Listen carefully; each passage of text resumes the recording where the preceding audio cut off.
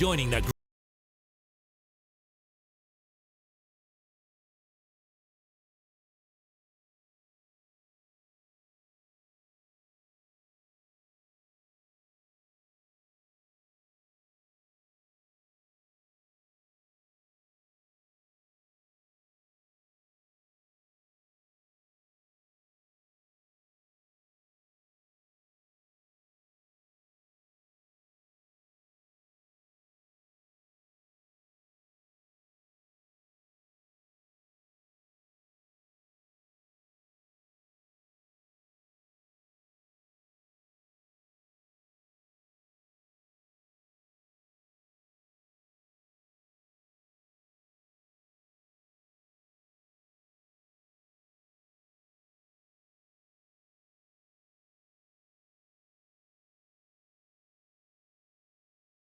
This is GB News, Britain's news channel. We were talking earlier about the issue of Siri listening to you. Well, it's not just your own conversations being sort of harvested for data. But it's a problem with AI. So what seems to have happened yesterday is that Apple issued a alert saying that Luke Littler had won the darts before he had. I mean, imagine what would, if he then gone on to lose, how that would have looked. I mean, obviously, because he went on to win, at least they got the story right. But before it had happened. So what it seems to happen is that the AI farms existing stories. And what it has done, that's the alert. We can see the alert there.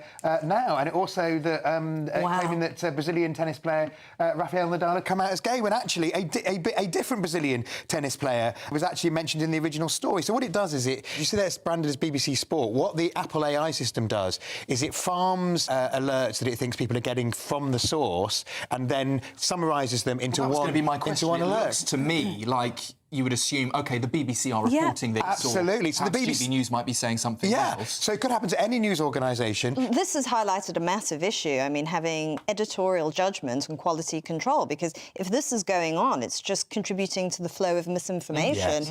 And we know that this is a problem on social media, people reporting false things. But if it seems to come from trusted news sources, that is a massive issue in credibility. I mean, if you had something like Reuters, who's a big news provider, doing this, you could hold people accountable, you could make changes, but when it's the AI doing it, I mean, what do? You're going to have to reprogram it in some way. And if you just lost control, if you're a news source, you've lost control of what goes out because it basically farms it, puts your logo on it and sends it out even when it's nonsense. GB News, the People's Channel.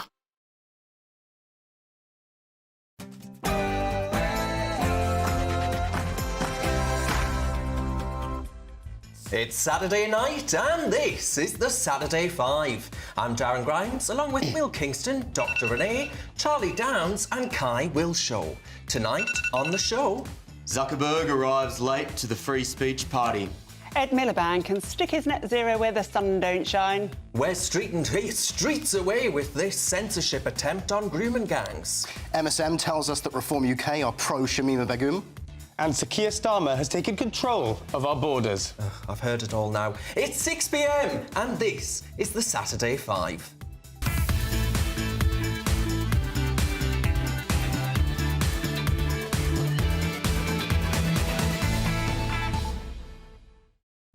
A very good evening and a very warm welcome to the Saturday 5. I'm Darren Grimes and tonight, my friends, we've got more drama than yesterday's judgment of the Donald Trump political hush money trial. If I promised to hush, my friends, I reckon many on the left would probably pay up to keep me quiet. No such luck on this show. Nigel Farage, he's just taken to the stage in Chester, claiming that the Reform Party could run this country better than Labour. Well, it's not exactly a bold claim, Nigel. I mean, come on. You could put the brains of Starmer, Reeves and Rayner and Lammy into some birds and somehow they'd still fly backwards. Now, the BBC, they're all about tackling disinformation, they say, this week, except they're busy spreading it. Take this. They posted about a gun-wielding leader at a Ghana inauguration, sparking concern. Well, Elon Musk's ex, their community, noted it and set the record straight. Turns out the leader was cheered, not feared. Maybe BBC Verify should start by verifying their own content before going after anti-Labour tech titans. Strikes me there's a little bit of an agenda at play there. And yes, my friends, over Christmas, I was very much on your screens more than the adverts. But it was an honour and a privilege. That said, though, it really is wonderful to be back with the regular superb Saturday 5 crew. As a panel, we've all grown really rather fond of Willie. So we've been out to the outback to find our Willie in the bush. And after some to and fro in Oz, he's risen to the occasion and is standing firm to attention for us once more behind the GB News desk. Now, as always, if little Willie gets a little too excited, Dr. Renee is here with a cocktail of common sense in injectable form, be warmed, and she's ready to sedate any woke warriors in our midst. Meanwhile, Charlie Downs is fighting the good fight for making Britain great again. And as for Kai Wilshaw, well, he's so woke. Well, he's trying to make Britain so woke, none of us will ever be able to sleep again. Good luck with that. Rumour has it he can only get off at night by re-watching Sir Keir announce freezing pensioners and fat tax burden farmers. Now, each of our punchy panellists will outline their argument on a chosen topic, and then it's game on and things crash faster than the British economy after a Rachel Reeves budget. Or we go off air after a net zero energy blackout.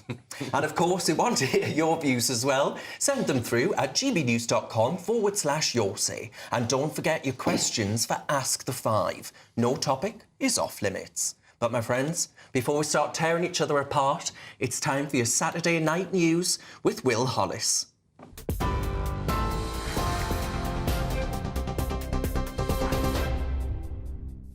Thanks, Darren. Your top story at 6 o'clock. Nigel Farage has repeated a pledge that Reform UK will pay for an inquiry into the grooming scandal if the government continues to reject calls.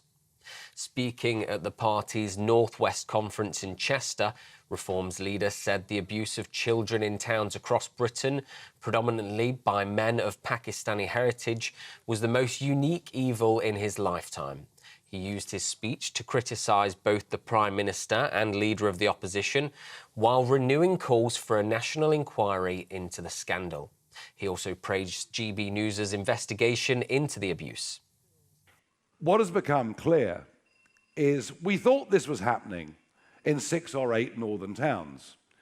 Charlie Peters, who has really reignited this story, Charlie Peters doing, I think, great work for GB News.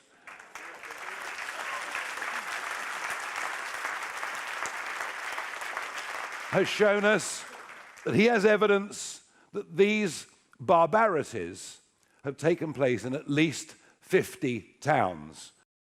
Well, all that comes as 10 Reform councillors in Derbyshire leave the party over the leadership of Nigel Farage. Meanwhile, the Health Secretary has warned the use of inflammatory language over grooming gangs risks vilifying entire communities. He also says he fears rhetoric could lead to atrocities similar to the Christchurch mosque shootings in New Zealand, which killed more than 50 people. Wes Streeting told The Guardian newspaper, "There are people in my community who have either Pakistani heritage or look different, who are now more fearful today than they were before." In other news, Ukraine says its troops have taken 2 North Korean soldiers prisoner in the Kursk region.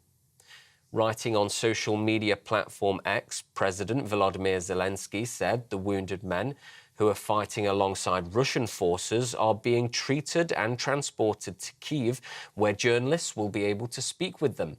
He added, capturing the troops was not easy, as Ukraine's enemies usually execute their wounded to erase any evidence of North Korea's involvement in the war.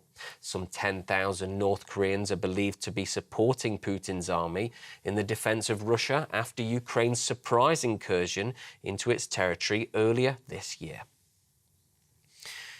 Back to the UK now. A migrant has died while trying to cross the Channel from France to the UK. More than 30 people were rescued after a boat got into difficulty overnight.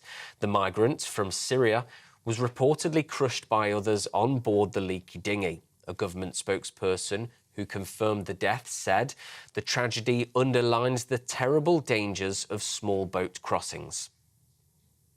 Chancellor Rachel Reeves says there's no choice but to engage with China as she seeks to restart Britain's formal economic relationship with the nation. The Liberal Democrats have urged the Chancellor to return to the UK immediately and announce a serious plan for growth. But Reeves says agreements reached with China today are worth £600 million to the UK over the next 5 years. Overall, this government's re-engagement with China already sets us on course to deliver up to £1 billion of value for the UK economy. This includes across our financial services, in which the UK is a global leader. Financial services are the engine which power prosperity and growth through deep and liquid capital markets. Our two countries share great pre-existing links in this area as the highlight of our bilateral economic relationship. Across the Atlantic, authorities in Los Angeles have declared a local health emergency for the whole county due to poor air quality as fire and smoke has blanketed the area. 11 people have now died and over 10,000 homes and businesses have been destroyed. California's governor has called for an independent investigation into how critical fire hydrants ran out of water and became impaired. Your final story for now, temperatures dropped to minus 18.7 degrees in the UK's coldest January night for 15 years last night. The Met Office says the temperature was recorded in the most northern region of the Highlands. Much of the UK endured below freezing temperatures overnight, dropping to minus 11 in the Shap and Cumbria, with Heathrow recording minus 5 degrees. Football matches have been postponed today due to the cold snap as it plays havoc with fixtures. Meanwhile, in Derbyshire, gritters were stopped from working by 200 parked cars in the scenic route near Edale. The County Council turned to social media asking visitors to the Peak District to please move your car. Those are your latest headlines. I'll have more in just an hour.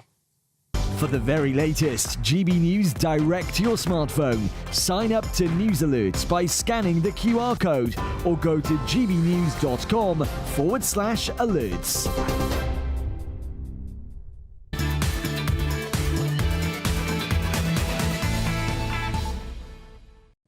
Cheers very much, Will. It's Saturday night, my friends, and you're with the Saturday 5. I'm Darren Grimes, and I can promise that you're in for a very lively show.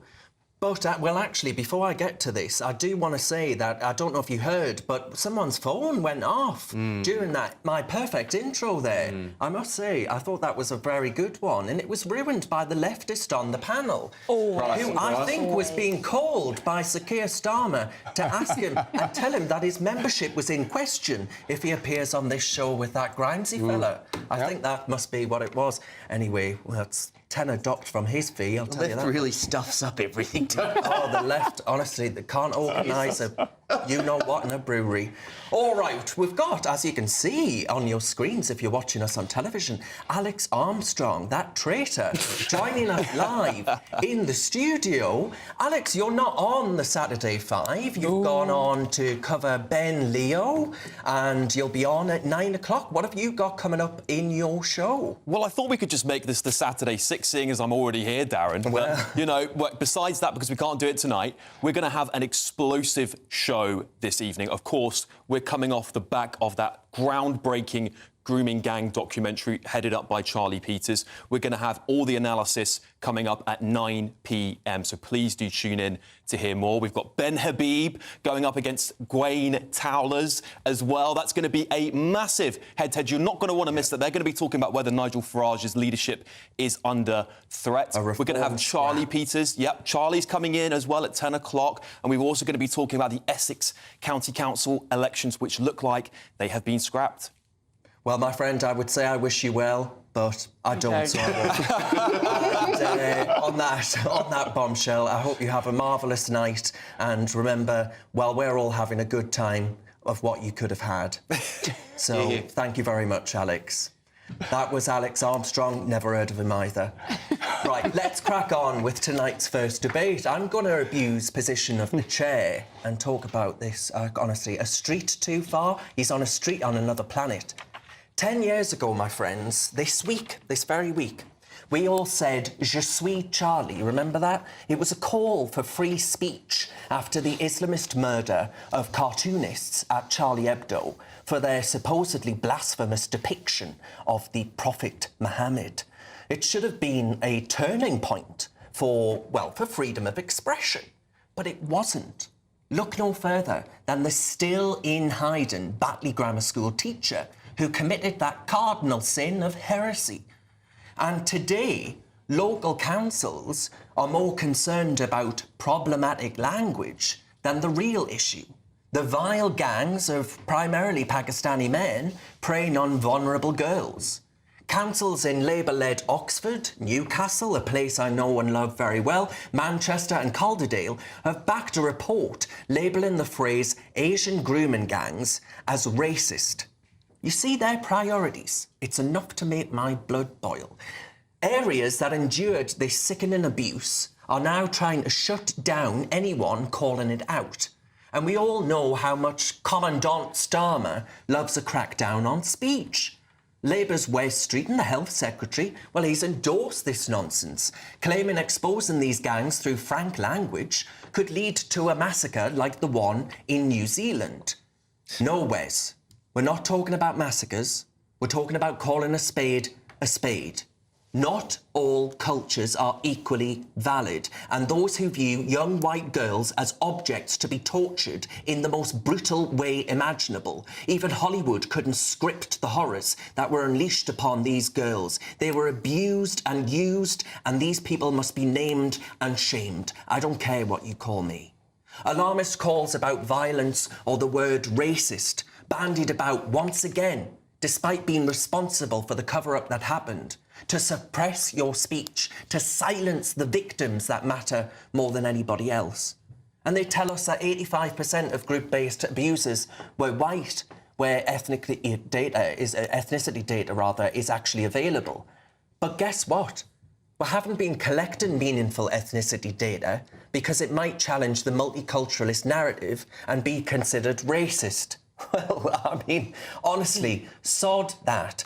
And anyone who unleashes this unspeakable horror upon a child because she's white isn't part of any red, white and blue community that I belong to. How about you at home, my friends? I doubt you're in disagreement with much of what I had to say there, but we'll see what my panel make of this. Kai, you are up Wes Streeton's backside. You must have a few words to say about... Not literally, I must clarify, but no. You must have a few words to say about this. No, yeah, I'm right here, as you can see. No, look, you're twisting Wes Streeton's words completely here, and it's so unfair to watch.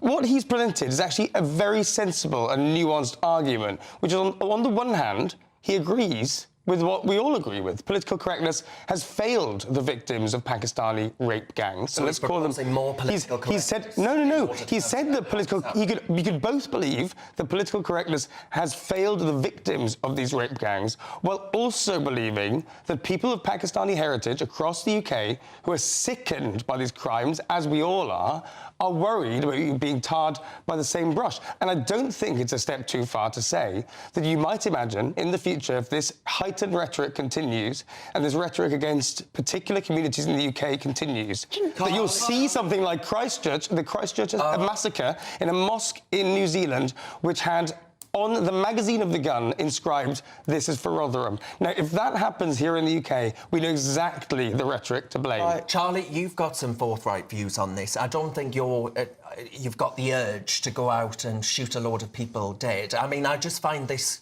is the kind of rhetoric that is inflammatory in a way in which they accuse us of being. Yeah, you took the words right out of my mouth. All this talk of inflammatory rhetoric, but it's really the powers that be that are actually advancing that kind of language.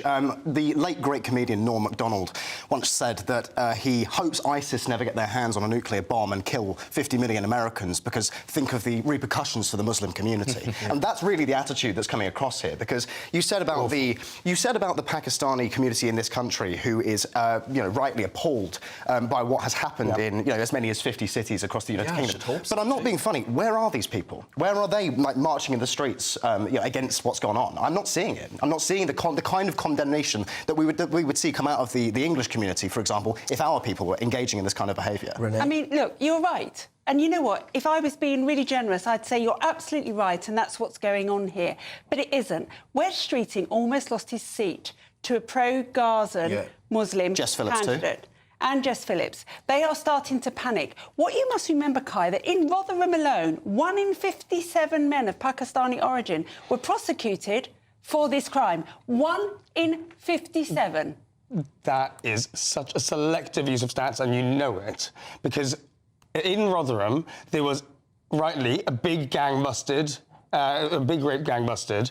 The number of actual Pakistani males in that community meant that, yes, there was that percentage of Pakistanis in the community that were prosecuted. But it's because, actually, about 25 people who were found guilty was a big proportion of that community. That is an outlier stat. That is a cherry-picking statistic. The overrepresentation, Will, isn't a problem. We should just all shut up and know our place.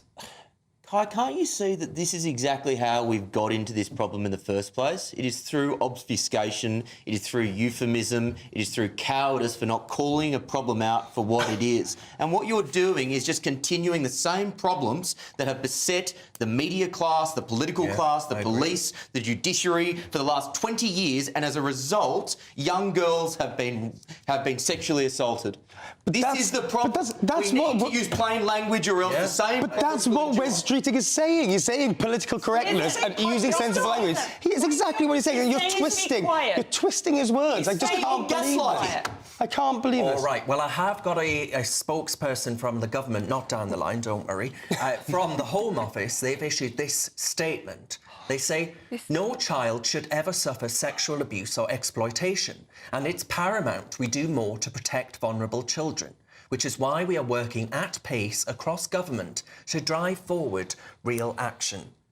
Yeah, well, not by putting forward a review, eh? Right, OK, who's going to go next? Oh, well, that was forthright, wasn't it? Take it away, Dr. Renee.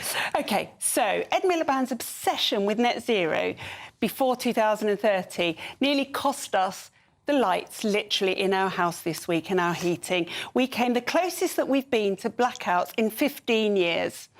We teetered on the brink of it. Can you imagine? I can remember as a child blackouts where my mother used to get the candles out and I didn't understand why. We're close to that again now. We had to, via the National Energy System, the operator, we had to pay more than 50 times the national tariff to actually buy 3 hours of electricity to boost the system. £12 million. That's our money that had to pay for that. In winter, when the sun doesn't shine and the wind doesn't blow, our reliance on gas has never been clearer. And yet, gas storage is at the lowest level that we've seen. We've got about 7.5 days of gas. The Holland have got 123 days, Germany 89, France 103. We have 7.5 days. Clearly, renewables are just not cutting it and are leaving us literally in the dark and the cold, despite whatever Ed sings. The answer, my friend, is blowing in the wind. The answer is blowing in the wind. Yeah, the thing is, Ed is so misguided that the wind isn't blowing and it's not going to blow for another 8 days, apparently. So we're really in trouble. So this drive to raise our energy bills, to raise the money for this madness, to throw our pensioners literally into the cold so that they freeze to death because we have to, because we need the money, by 2030, the cost of this net zero project is looking by 2030 to cost us another 100 to 150 billion pounds on top of what it's already cost, because it's a waste of money down the drain. We don't have the grid, we don't have the climate, and we don't have the infrastructure to actually transport it, even if we could store it. Meanwhile, we're shutting down gas power stations. We're going to close 2 nuclear plants by 2030, another 2 after 2030. And just yesterday, renewables, 10% of our energy was got from renewables. So clearly, we need gas. But this cult of Ed Miliband are absolutely determined to take us there, regardless of the reality. So whilst the government may deny that this happened, we were indeed on the edge of blackouts this week. So get your candles ready, folks, and if you're really sensible, get your wood burner installed. Absolutely. I mean, our pensioners, though, Renee, can sleep soundly tonight because the hot air coming out of Ed Miliband's mouth is enough to heat their homes. But this is the thing that really annoys me, is that they will have a strapline around renewables like it's safer, it's more secure, it's cheaper energy, and then we're expected to believe it when it's right in front of our face. We can see how much gas is left. We can see how much we're paying for energy. I just don't see how this charade is being maintained when it is an objective truth that we're paying more and we've got less energy. I don't get it. I just don't get it. Because you're not supposed to see what's in front of your eyes. No.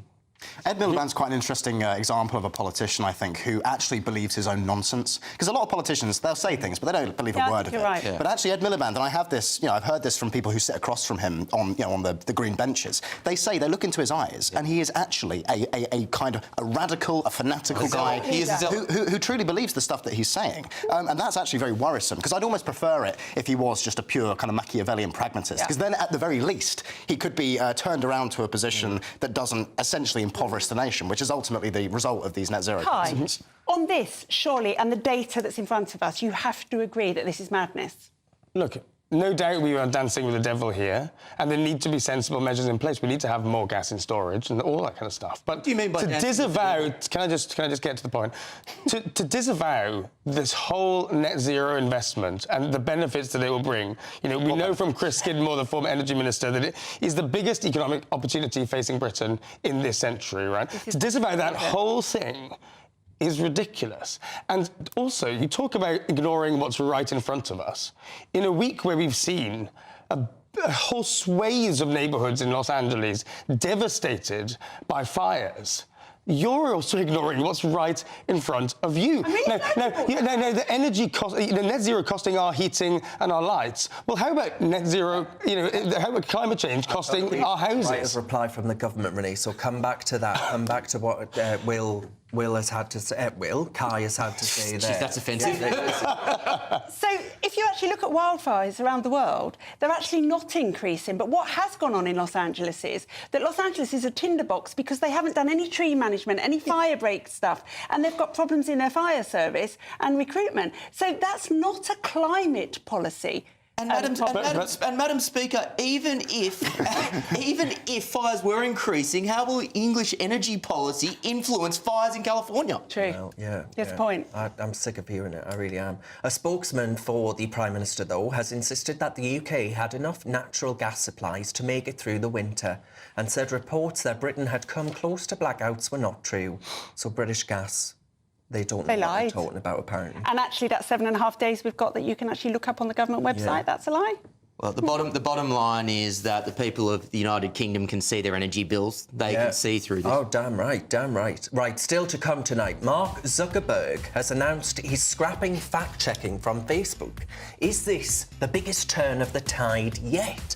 But next, Kai thinks the government are getting no credit for deportations following the revelation that they've removed the highest number of illegal migrants in 5 years. You're with the Saturday 5. We're live on GB News.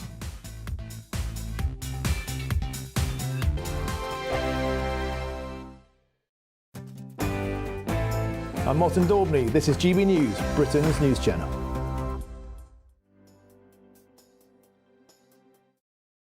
This is GB News, Britain's news channel. And fashionistas are keen to see which new trends are set to hit the catwalk. Well, our next guest is very well placed to share her predictions with us after being a contestant on hit ITV series Dress the Nation, as well as being an upcycling and sewing consultant. Wow. Joining us now is Tendai Murewa. I want to go back to you appearing on the ITV Dress the Nation. Right. Tell us about that experience. What was that like? Oh, that was one of my highlights as a upcycling consultant. I learned to sew in my kitchen 5 years ago. And then, during COVID, just making masks. Then the next thing I was on a Dress the Nation, making dresses in front of TV. Yeah, it was just incredible. I think we all had all these clothes that we have, but we don't know what to do with them. So mainly I started with men's jackets, taking off the sleeves and putting it like a print on. I've tried this. I've tried taking off my sleeves before. I now have about 3 jackets with no sleeves. I never managed to put them back on. You need to come to a workshop. You need to come to a I need an workshop. upcycling consultant. 2025. What can we expect, fashion-wise? I think bold prints are back. People are loving. I think you walk on the streets in frollals and oversized men's jackets. So the exact opposite. We have drastically underperformed this morning. You're just saying not like us. We just woke up this morning and thought it's winter, it's cold, it's grey. Grey, miserable. Is that not the way to go? No, it is. It's still, I think because fashion is expressive. It's whatever you want to express yourself. You know? GB News, the People's Channel. This is Britain's Newsroom, where your voice matters. It's just astonishing. With expert analysis and honest opinion, we don't just keep you informed. We bring you unique perspectives you won't see anywhere else. Can't argue with any of that. When the news happens, it happens here. On Britain's Newsroom, weekdays from 9:30 a.m. Only on GB News. Mornings don't have to be tiresome, especially if you have the right company. Wake up to news as it happens, opinion and debate, and of course, a little bit of entertainment too. Because when the kettle's on, we're on. That's Breakfast on GB News, a show worth waking up for. Every morning from 6 a.m. Only on the People's Channel, Britain's news channel. We'll spread the news, you spread the word.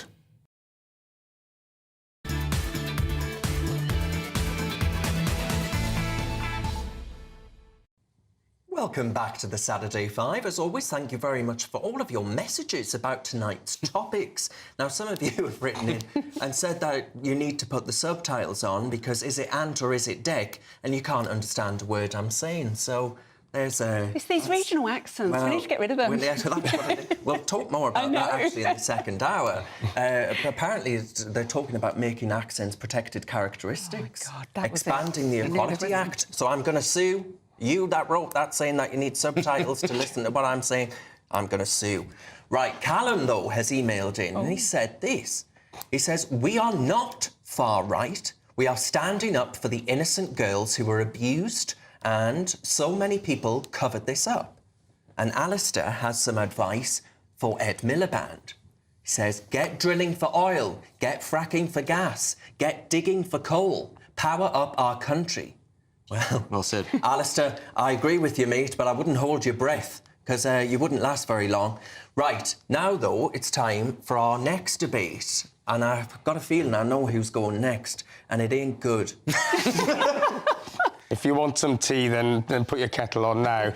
Yes, I've got good news tonight. Sir Keir Starmer has taken back control of our borders. Now, I hate to say I told you so, but I've been saying it for months. Keir Starmer's plan is working.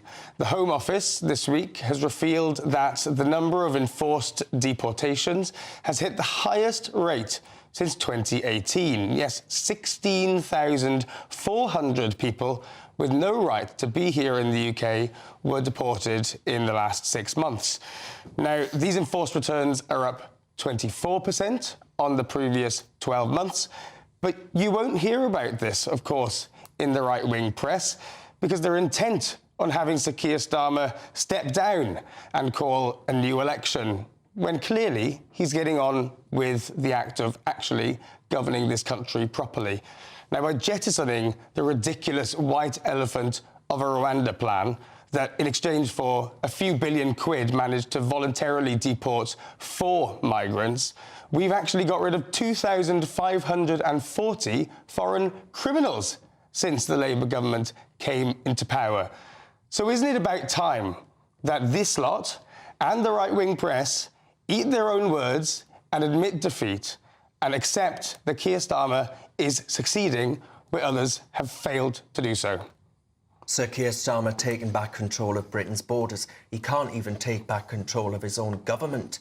I mean, I think you are honestly Del Boy in your attempt to sell dodgy gear here. When are you going to accept that what the Labour Party is doing is working. The numbers, I'm giving you the numbers. Those are Home Office numbers. Hang on, because Ian's written in, and Ian says it doesn't matter how many migrants the government have deported, some of them voluntarily, by the way, and we've given them money in order to do so. And they'll probably be back next week. Exactly. They'll come over in a dinghy and you'll say, come one, come all, I'll put you up in my spare room. Oh, no, wait, sorry, you won't be doing that, will you, anytime soon?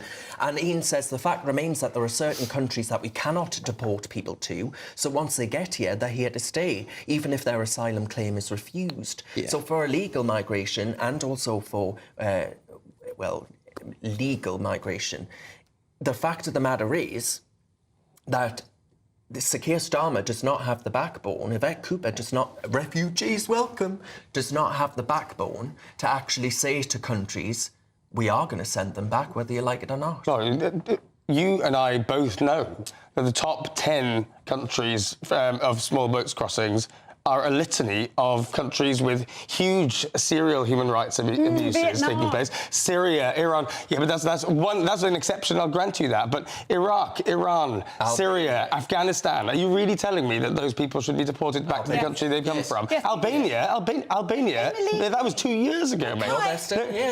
The rate. The biggest after the deal with Albania, that, to his credit, Rishi Sunak signed, Albanian small boats crossings dropped by 93%. Yes, but you know why? There's two reasons following for that. year. Firstly, those are the people that they're deporting, the Albanian criminals back to Albania, and they will just come back.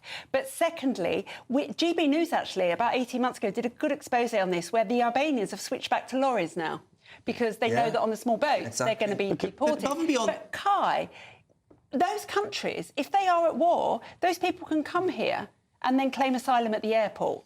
They're jumping on dinghies. Yeah, just because a country isn't a particularly nice place to live doesn't necessarily mean that you are a humanitarian refugee when you are leaving it. I'm sick of this mischaracterisation. We go through this every week. 80 to 90% of the people who are coming into this country are economic migrants. They are not refugees. We know this. That is not true. If you come from a dodgy country, just because it's not particularly pleasant, you are not necessarily I love this characterisation. It's not particularly pleasant. We're talking about Iran. We're talking about Syria, Afghanistan. Get off cuckoo land. Come on, Will, come on. What's going on inside Iran at the moment? Just to bring it back to the UK, right? So if we can agree that the deportation of illegal migrants is something that's desirable, can we agree on that? Yes. That's the premise of this, in most cases, segment. yes. Sure. In 2017, Pew Research Centre put out a report that said there could be as many as 1.2 million illegal migrants in the UK. And since then, hundreds of thousands more have come across on boats, on lorries, etc. So it's been 6 months since Labour took office. They've deported 16,000 in that time. If we extrapolate that out to 5 years, that's only 160,000 deportations. What we need is at least 1.2 million. So would you say, given that deportations of illegals are a good thing, would you support a programme of mass deportations that sees millions deported? I think it needs to be proportionate to the economic resource that's deployed, but I think this is a step in the right direction. It may be a step in the right direction. It's certainly better than we've seen in recent years. It's the best since 2018. But until each and every illegal migrant who currently resides in this country, millions, by the way, until each and every one is removed, then what can we really call ourselves a self-respecting, self-governing You've gone from 1.2 million, which is, that as an estimate, potentially could be as many, to millions. I mean, come on. It's a bit of a jump, It's very semantic, though. Like, over a million, then. Over a million. Kai, you are the accountant that only looks at the revenue side of the balance sheet. 2,000-odd people being deported when hundreds of thousands are coming through over recent years. It's not making much of a difference, mate. Balance sheet. He's unbalanced. Never mind balanced. Listen, I lost the lefty when we started talking economics. I apologise. I want to know what asylum you've escaped from. I really do. I really do. I just can't understand it. Don't forget, I mean, we're just basically opening a new hotel for these people every 3 days while our pensioners freeze at home. All right, OK, we'll leave that one there and let the viewers decide. Right, but how about this? How about starting your new year with an incredible £50,000 in cash from us? Well, it could all be yours in our biggest Great British giveaway so far. Here's all the details you need for the chance to make £50,000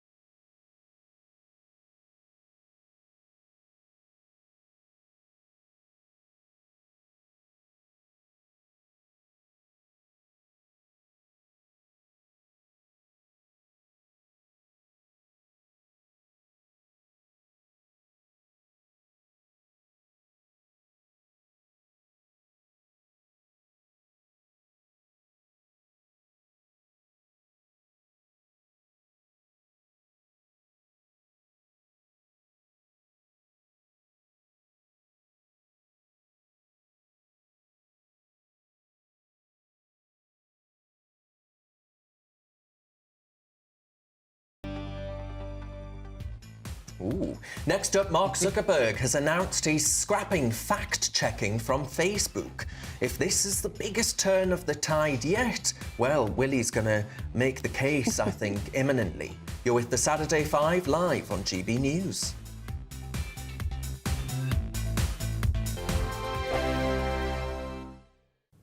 Hello there, good evening. This is your GB News weather update provided by the Met Office. Some of us did manage to see some sunshine today, but others have been seeing quite persistent fog, and that'll be lingering overnight and into Sunday. Particularly across areas of eastern England, it is going to become quite dense overnight. Northern Ireland as well could see some quite widespread fog by the time we reach Sunday morning. There'll be odds spot of drizzle from some of this cloud in between, but if you hold on to the clear skies in the east, it is certainly going to be a very chilly night. A frost here, but something a touch milder to start off the second half of the weekend further towards the west. And we really do have a quite noticeable east-west split in conditions as we head throughout the day. That frost and fog will be lingering into the morning for those eastern areas, but you'll notice how different those temperatures are further towards the west, 7-8 degrees Celsius. Do be aware of this fog as it continues to persist into the daytime. There could be some travel issues around if you are heading outside at all, but again, another east-west split across parts of Scotland as well. Particularly in the west, the winds are going to start picking up as we head throughout the day. Gales developing for the Outer Hebrides and parts of the Highlands as we move towards the afternoon and evening period as we see outbreaks of rain arriving here. It'll be a calmer day for England and Wales, and there will again be some sunshine once the fog eventually clears its way off. But temperatures will struggle here again. 3 to 4 degrees Celsius for some of us, but again 7 to 8 possible further towards the northwest. And as we head into Monday, the pressure system squeezing together will provide a very strong southwesterly wind. So it is going to turn quite gusty for Northern Ireland and Scotland, but it's also going to be fielding in some much milder conditions with these outbreaks of rain. So throughout the next week, we're actually going to have a noticeable north to south split in our temperatures. Not the one you'd normally expect, because in fact it is going to be the northern areas that see the mildest conditions, reaching double-digit figures as we move into the week, but still around average in the south. Bye-bye. Good Afternoon Britain isn't just about us. The wonderful thing about this programme is it's about everyone watching. It's an interactive programme. Well, there absolutely is something to see here, and we're going to be talking about it more. Whether it's breaking royal news, Will, please bring us up to date, or indeed a particularly punchy speech in the House of Commons. Very, very curious. We bring it to you live, and then we bring you live reaction as well. That's Good Afternoon Britain, weekdays from midday. Only on GB News, the People's Channel, Britain's news channel. Join me, Nana Akweer, for an informative, interactive news programme with a difference. It's fun. No, he didn't say that, Dave. I'm so surprised. I think there's an element of truth to that. Join me from 3 p.m. every weekend, only on GB News, Britain's news channel. I'm Andrew Pearce. This is GB News, the People's Channel, Britain's news channel.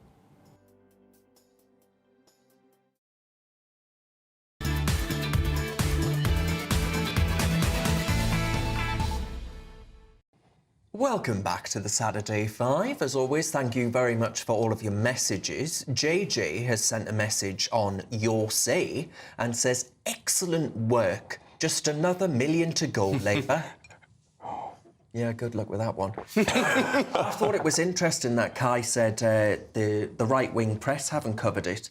Well, the left-wing press haven't covered it either, have they? Because they can't stand the fact that you're deporting a minimal amount of people. Right, and then Jane has sent in a series of laughing emojis to Kai's comments. That's kind. That's, yeah. Could be worse. That's the kindest thing Jane could have possibly said. The best feedback Kai's ever had on this show. I agree. Yeah, it is. All right, now it's time for our next debate. Who's up next? I'll take it. Thank you, Darren. Oh.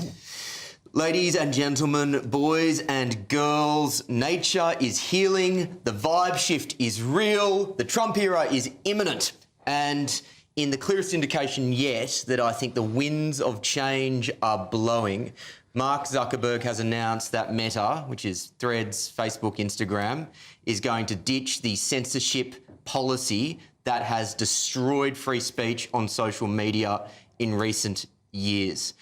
We actually have a clip from Zuckerberg in a surprisingly pitch-perfect speech that he gave earlier in the week. Let's roll that clip. The recent elections also feel like a cultural tipping point towards once again prioritizing speech. So we're going to get back to our roots and focus on reducing mistakes, simplifying our policies, and restoring free expression on our platforms. More specifically, here's what we're going to do. First, we're going to get rid of fact checkers and replace them with community notes similar to X, starting in the US. That's just one of a series of really positive measures that Meta are taking. Hallelujah, because content moderation has always been a nonsense. It will always run into the twin problems of interpretation and selection.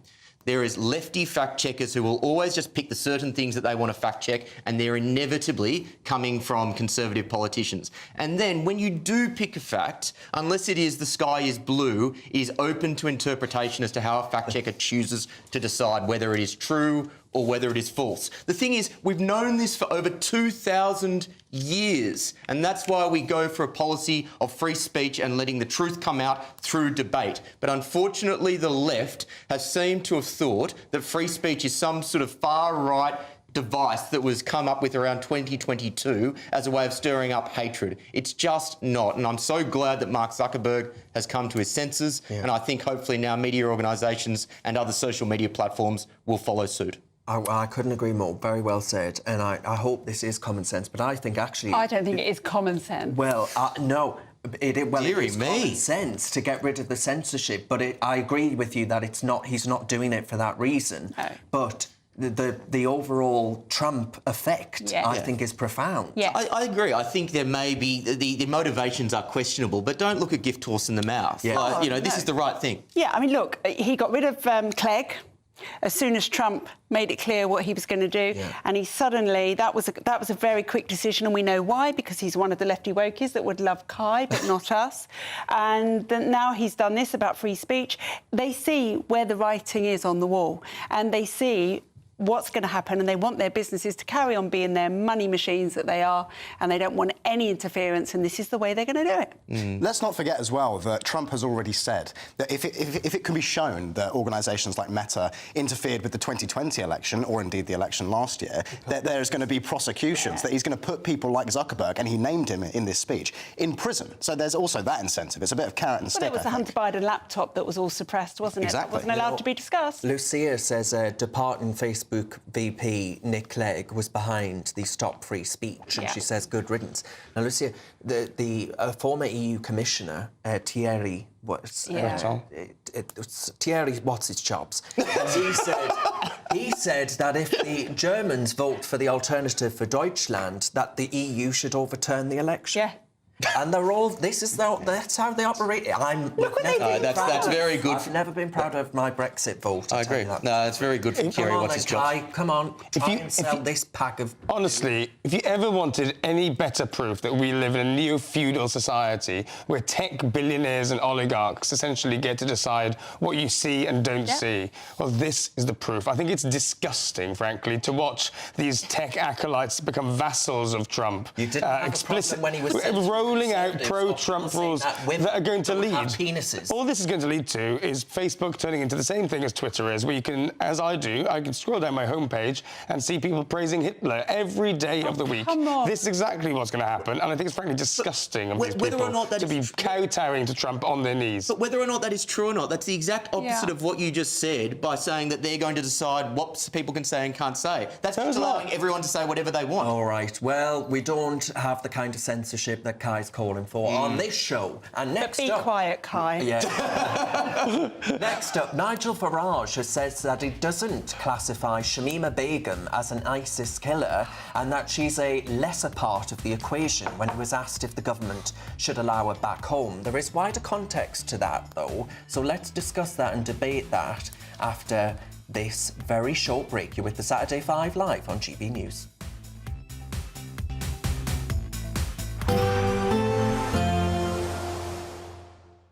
Ready to soak up that holiday sunshine? Won't we need some cover? No worries. All sorted. All Clear Travel Insurance sponsors GB News Travel Destinations Forecast.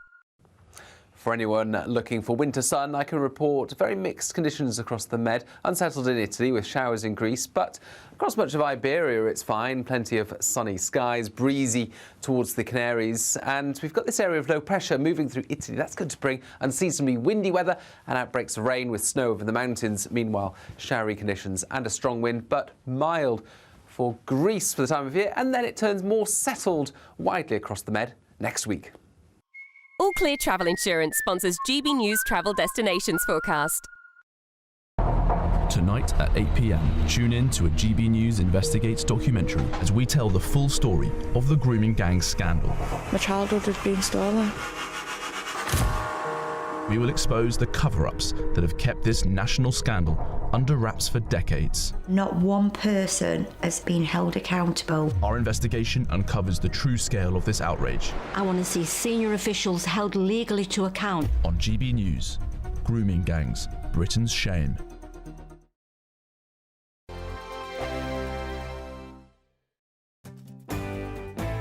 I'm Martin Daubney. This is GB News, Britain's news channel. Thank you, Britain. Thank you for watching. Thank you for listening. Thanks for subscribing. Thank you for your support. It's you that make us the People's Channel. As we reflect on our journey so far, we're filled with immense gratitude. You mean the world to us. We couldn't have reached this point without you. As a very special thank you, we are giving you the chance to win one of 50 GB News thank you boxes. They're worth £50 each. For full terms and conditions, and to enter, just go to gbnews.com/thank you.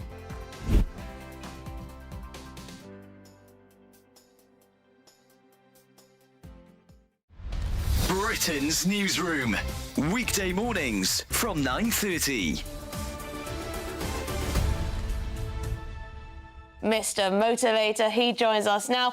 Mr. Motivator, a very happy new year to you. Thank you so much for joining us on the show. There you are, bright and early. So how are things? How can we all kick ourselves into shape? By the end of January, most people have thrown their New Year's resolution out the window. I think what's important is that we make a change for life and we set ourselves small goals. And as we achieve those goals, then we reward ourselves. So in other words, you want to run 10K, you don't immediately get up and go run 10K, do you? You run between 2 lampposts and walk between 20. If you're not into running, don't choose running. If you're into dancing, that's great. If you're into any kind of movement, that is the way to keep yourself active, healthy, and also maintain your independence. So, Derek, is the point that you keep it manageable and small enough that it's achievable? Why don't we just find 4 exercises that you do for 1 minute each exercise, and you do that 4 times a day? Achievable, isn't it? That's only 4 minutes of exercise. And I guarantee at the end of the day, you'd have done 12 minutes, which is like your daily dozen. So there's your goal. I want to do a daily dozen of exercise lasting a minute each, right? And the first thing you could be doing is getting up from your chair, right? The moment you stand up, you incorporate so many muscles in your legs, right, that you're going to feel good, yes? So, right, go on then. Get up off your chair, Adam. Show me how it's done. Easy, come on. Easy, yeah. Look at no that. hand. The next thing I want you to do is to reach up real high. And if you bring it down, up I'll and do down. that one. Yeah. For a minute, palms facing. Oh, for a minute? You're not flying a minute. That's better. There we go. GB News, the People's Channel. I'm Patrick Christie's. This is GB News, the People's Channel, Britain's news channel.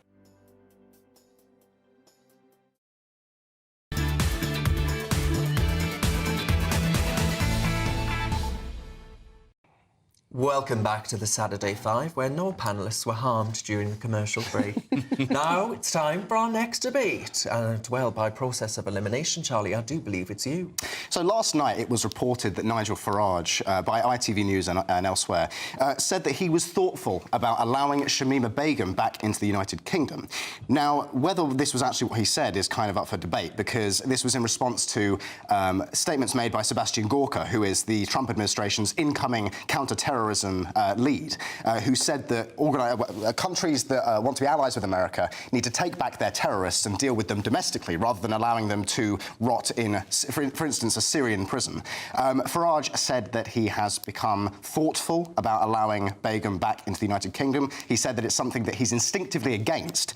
But what's interesting about this story is the way in which the media has picked it up and run with the line that Reform UK and Nigel Farage are in favour of allowing Begum back into the United Kingdom. And I think that the lesson that we have to learn from this story, from this episode, is that regardless of how much Reform UK and its supporters and its leadership try to make themselves palatable to the mainstream, we're always going to see attacks from outlets like ITV News, like The Guardian and so on, because they're not interested in having a civilised discussion with their political enemies, because they view individuals like Farage and parties like Reform UK as evil, as morally irredeemable. And so I think that there needs to be an understanding among the British right and perhaps among viewers at home that there's no point trying to ingratiate yourself with these people because they don't care about having a discussion. They don't care about having a debate. They will mischaracterise you at every opportunity. And look, do I think what Farage said was sensible? To be honest, no. I think that he could have phrased it better. He made it easy for them to take this quote out of context. And I also think that he's walking a tightrope trying to maintain good relations with his American allies, given the events of the last couple of weeks with Elon Musk.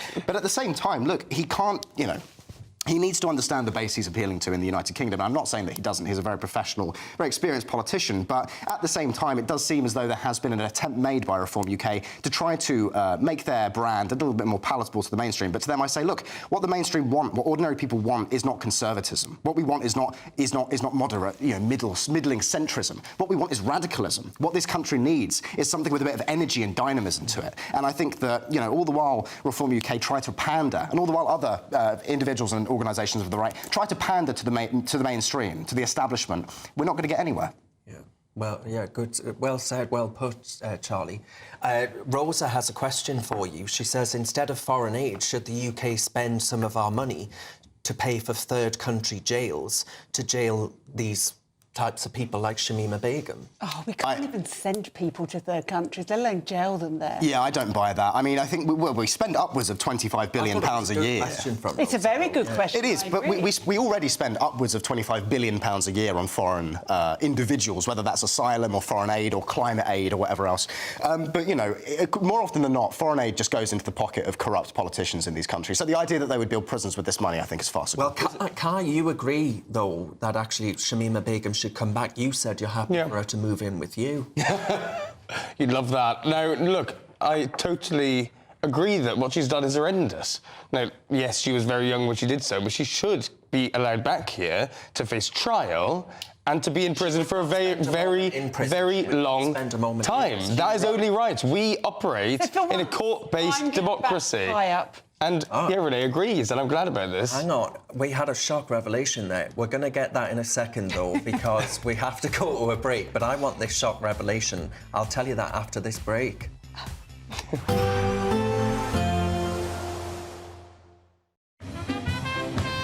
There will be a light breeze in the morning, leading to a warm front. Boxed heat pumps, sponsors of weather on GB News. Hello there, good evening. This is your GB News weather update provided by the Met Office. Some of us did manage to see some sunshine today, but others have been seeing quite persistent fog, and that'll be lingering overnight and into Sunday. Particularly across areas of eastern England, it is going to become quite dense overnight. Northern Ireland as well could see some quite widespread fog by the time we reach Sunday morning. There'll be a spot of drizzle from some of this cloud in between, but if you hold on to the clear skies in the east, it is certainly going to be a very chilly night. A frost here, but something much milder to start off the second half of the weekend further towards the west. And we really do have a quite noticeable east-west split in conditions as we head throughout the day. That frost and fog will be lingering into the morning for those eastern areas, but you'll notice how different those temperatures are further towards the west, 7-8 degrees Celsius. Do be aware of this fog as it continues to persist into the daytime. There could be some travel issues around if you are heading outside at all, but again, another east-west split across parts of Scotland as well. Particularly in the west, the winds are going to start picking up as we head throughout the day. Gales developing for the Outer Hebrides and parts of the Highlands as we move towards the afternoon and evening period as we see outbreaks of rain rain arriving here. It'll be a calmer day for England and Wales, and there will again be some sunshine once the fog eventually clears its way off. But temperatures will struggle here again. 3 to 4 degrees Celsius for some of us, but again 7 to 8 possible further towards the northwest. And as we head into Monday, the pressure system squeezing together will provide a very strong southwesterly wind. So it is going to turn quite gusty for Northern Ireland and Scotland, but it's also going to be fielding in some much milder conditions with these outbreaks of rain. So throughout the next week, we're actually going to have a noticeable north to south split in our temperatures. Not the one you'd normally expect, because in fact it is going to be the northern areas that see the mildest conditions, reaching double-digit figures as we move into the week, but still around average in the south. Bye-bye. We can expect clear skies, leading to a light and warm day ahead. Lovely. Boxed Solar, sponsors of weather on GB News. Don't miss your chance to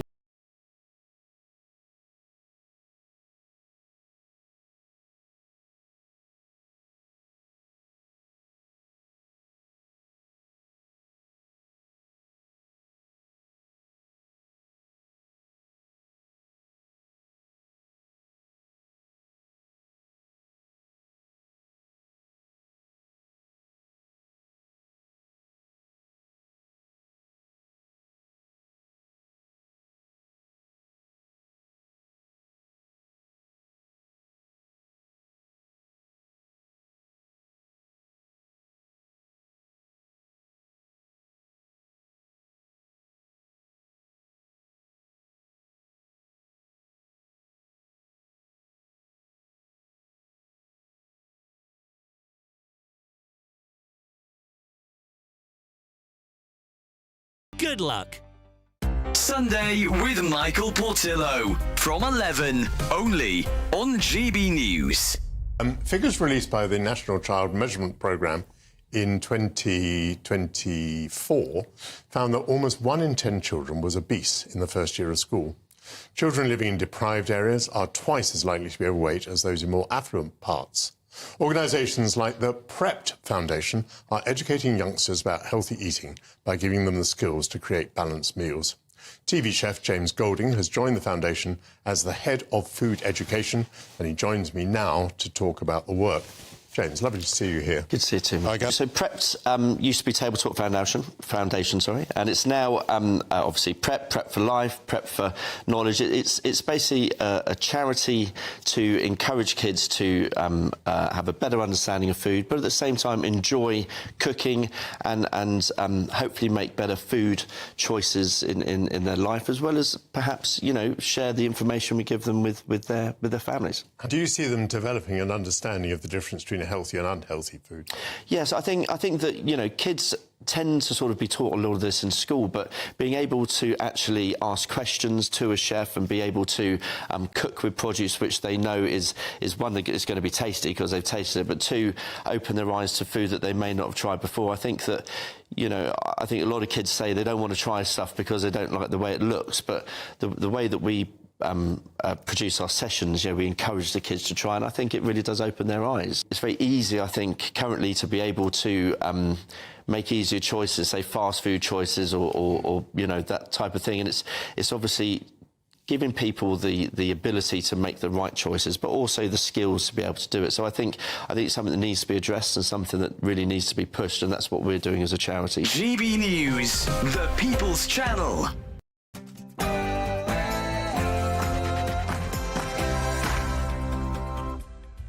It's Saturday night, and this is the Saturday 5. I'm Darren Grimes, along with Charlie Downs, Will Kingston, Kai Wilshaw and Dr. Renee. Plenty more to come tonight, including, should we be normalising drug use in the United Kingdom? Plus, we find out Britain's new top meal deal snack that's knocked crisps off the top spot. It's 7 p.m, and this is the Saturday 5.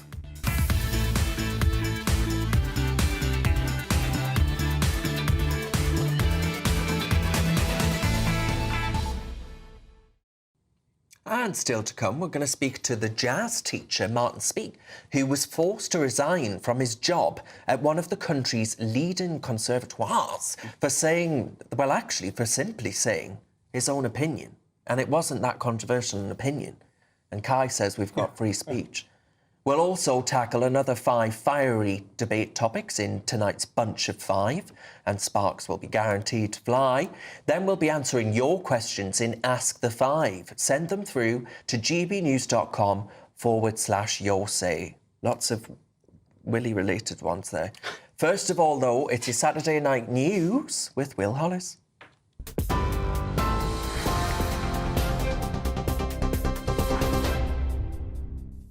Darren, thank you. At 7 o'clock, Nigel Farage has repeated a pledge that Reform UK will pay for an inquiry into the grooming scandal if the government continues to reject calls. Speaking at the party's North West conference in Chester, Reform's leader said the abuse of children in towns across Britain, predominantly by men of Pakistani heritage, was the most unique evil of his lifetime.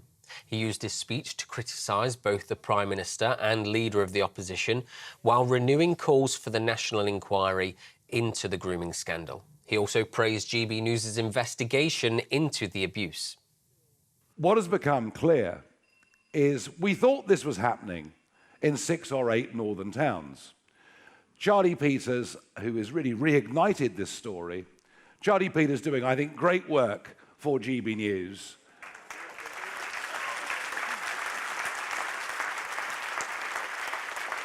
Has shown us that he has evidence that these barbarities have taken place in at least 50 towns.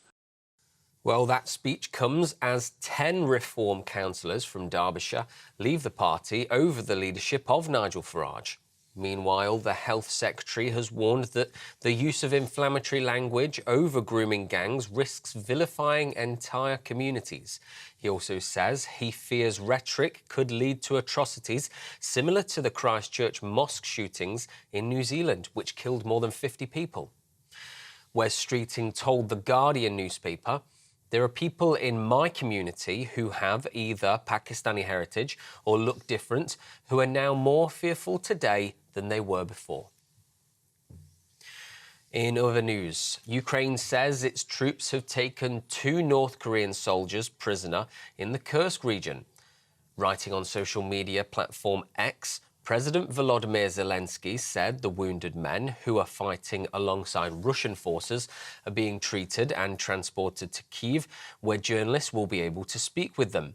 He added, capturing the troops was not easy, as Ukraine's enemies usually execute their wounded to erase any evidence of North Korea's involvement in the war. Some 10,000 North Koreans are believed to be supporting Putin's armies in the defence of Russia after Ukraine's surprise incursion into its territory earlier this year. Back to the UK, a migrant has died while trying to cross the Channel from France. More than 30 people were rescued after a boat got into difficulty overnight. The migrant from Syria was reportedly crushed by others on board the leaky dinghy. A government spokesperson who confirmed the death said the tragedy underlines the terrible dangers of small boat crossings.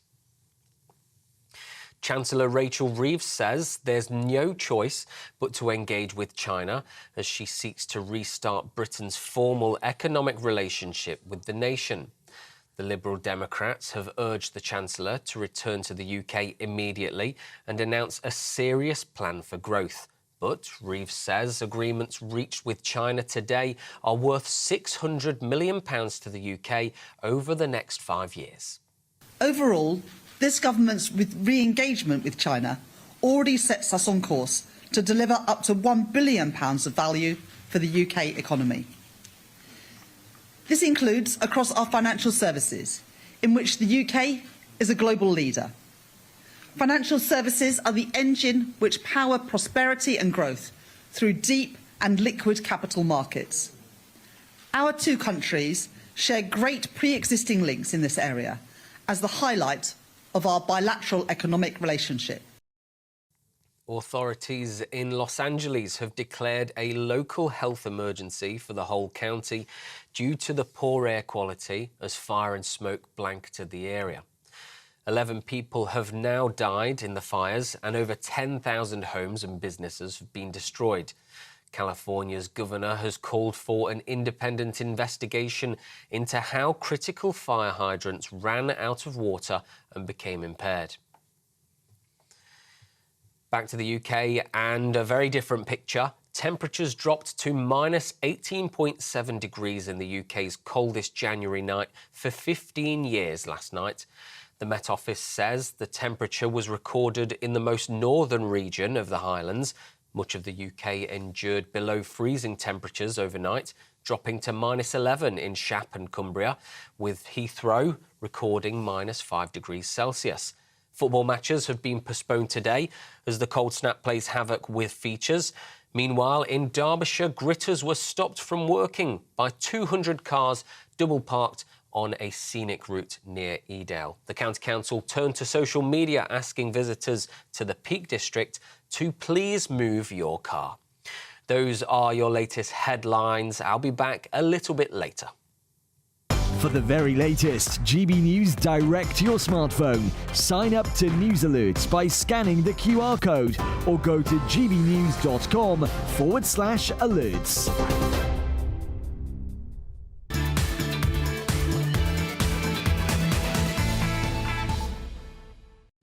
Cheers very much, Will. It's Saturday night, my friends, and you're with the Saturday 5. I'm Darren Grimes, and I can promise that you're in for another very lively hour.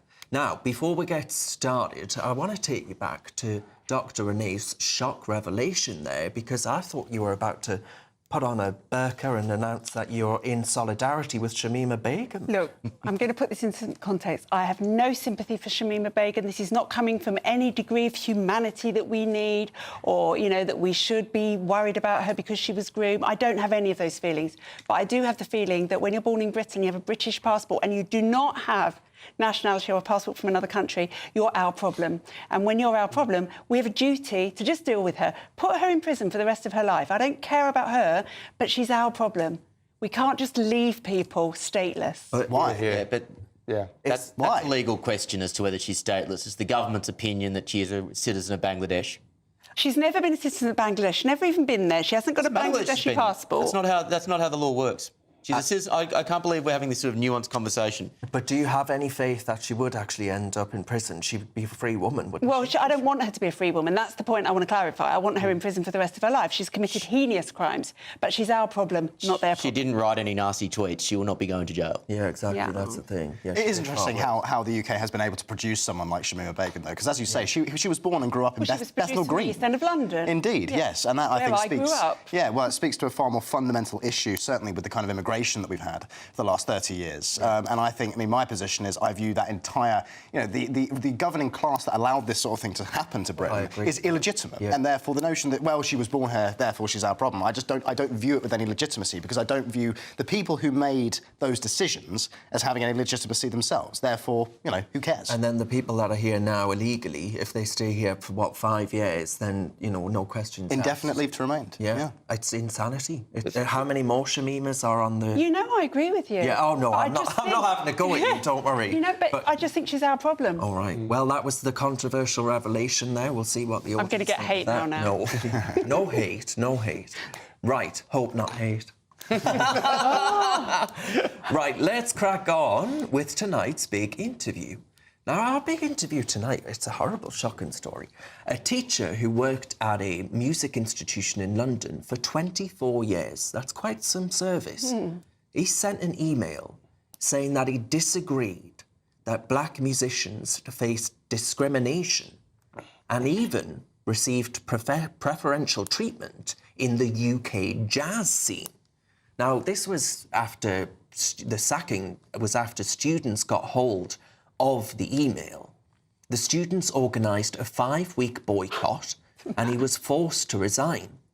Record labels, music venues, co-workers and other musicians, they've all cut ties with Martin, our guest tonight, leaving him cancelled from the UK jazz scene, of which he is a professional musician who can play create beautiful music, and he's been cancelled for arguing that actually the colour of your skin does not give you preferential, or I believe he was bias and the asked rest for of it. his views in a survey from his employer. Exactly. That's what the report said. Asked for his opinion, he gave his opinion, students have got a hold of it, and you've done this campaign against him. Well, I'm delighted to say about that. We're joined now by the jazz tutor, Martin Speak, who says that sending a single email destroyed his life. Martin, my heart goes out to you, my friend. It really, really does.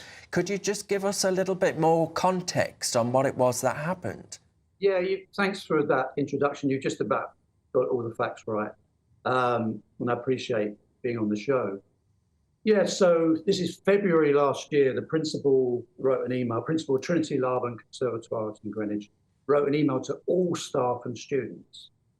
So it wasn't a contained email, promoting BLM diversity policy, as he called it, and saying there's systemic inequality in the institution and in wider society, as he's implying.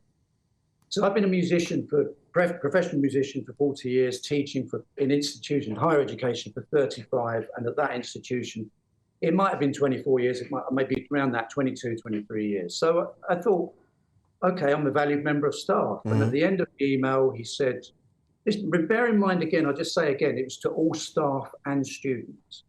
Please share your experiences in what he just said. So I gave him my experiences, and my experiences don't tally with what he's implying. Certainly not at that institution, and certainly not on the wider jazz scene that I've known about for 40 years. Which is what, that there's some kind of inherent racism within the music scene. Yeah, I think he doesn't know anything about the music scene, to be honest. He's not a musician, but I was hoping he would know something about the college he's a principal of. But to me, it's very inaccurate. And so, but I'm prepared to listen. I'm prepared to just point it out to me, show me how it is there. If there is institutionalized racism, which he's saying pretty much. So I wrote back, and the email's online. Maybe you've all seen it. It's quite a long email, quite a long response, and I broadened it out to the jazz scene. I said, I don't really see this. Can we have a discussion about this, please? Yeah. No one in the whole, almost a year now, has responded for a discussion. Meanwhile, by the way, I wanted a discussion with senior staff first, so I sent it to the principal, head of jazz, and the director of music. They're pretty much the senior staff in the institution. And in that period, which was February, I didn't get a reply for 5 weeks, by the way. And I'll tell you about that in a second. I shared it with one student, a third-year student, because I chat with students about all kinds of things all the time. I thought that's what you're supposed to do in higher education, have stimulating discussions. You don't have to agree. I didn't know I was censored, that I couldn't talk to students, which is sort of been implying now. So this student, very intelligent student, third-year student, he didn't agree or disagree, but he did share it with half a dozen others, but he didn't give it to them, which is very interesting and impressive. He read it out on his phone to them. And the story is, because I don't know the whole story because I wasn't there, one of them got anxious and went to the head of jazz. Don't know whether he said he was anxious. He just said, I disagree with Martin's email. So instead of calling me in for a chat, act like adults, let's contain this, let's have a talk about it with the student, agree to disagree. I was bypassed. It went straight to the director of music, and he said, right, because a student is anxious, we are temporarily suspending your classes. So that was the week after. This is February. It's a long time ago now, March. It's actually March. So my classes were 3 days a week, were suspended. And then they said to me, the TL said to me, Trinity Laban said, the students are demanding to see your email. You've got to share it with them. And that's when it all happened. So they put it on social media. I was pressured. I felt very emotionally pressured to let them release it to the student body. The initial student was very impressive. They didn't give it to anyone. Sorry, go on. What's the inference then? Are they trying to suggest that you're racist or something like this? Is this what they're trying to say? It seems like it. I don't know whether they say that publicly now, but they were implying that at the time, racist and offensive. Basically, that's what they were saying. However, they threatened disciplinary procedure, then didn't do it. So if I'm so terrible, why don't you do it then? Why don't you do this? Martin, because they know they haven't got a leg to stand on, right? I think this sort of this attempt to actually say, well, you've got to release the email. They have no right to see this email. Your opinion is your opinion. It's a very worthwhile opinion. Exactly, yeah. So I'm naive. I realised I was naive on two levels here. One, that I expected the principal to engage with me, a valued member of staff, been there as long as him, or maybe even longer, who knows. But I was there before he was head of, before he was principal, actually, I think. So, and I know him on a personal level. I've been away with Trinity Laban, representing them to Korea with him on a kind of recruitment exercise. So he knows who I am. It's not as if he doesn't know who I am. That must make it very hurtful. It must make it very painful indeed, actually, on a personal level. Yeah, well, just to... Thanks for saying that, and you're right, but not so much with him. He's not a close friend or anything. It's more the ramifications of what happened later. Yes. So the students put it on social media. Some students put it on social media, and that's when the storm happened. As you know, that's how it works. So people dived in. One student, as far as I know, a postgrad student, who always got on with, set up a petition against me on change.org. This man is racist. He must be removed from teaching. With nothing from my email on the petition. So not quoting anything, just, oh, it's racist. So 700 people sign it who don't know me. Wow. Then an ex-student of 10 years ago, interestingly, was the other way. You saw this happen, so this is terrible what's happening to Martin. So they started up, older students, left 10 years ago before the woke insanity, set up a petition in my favour. And then there was a storm on social media.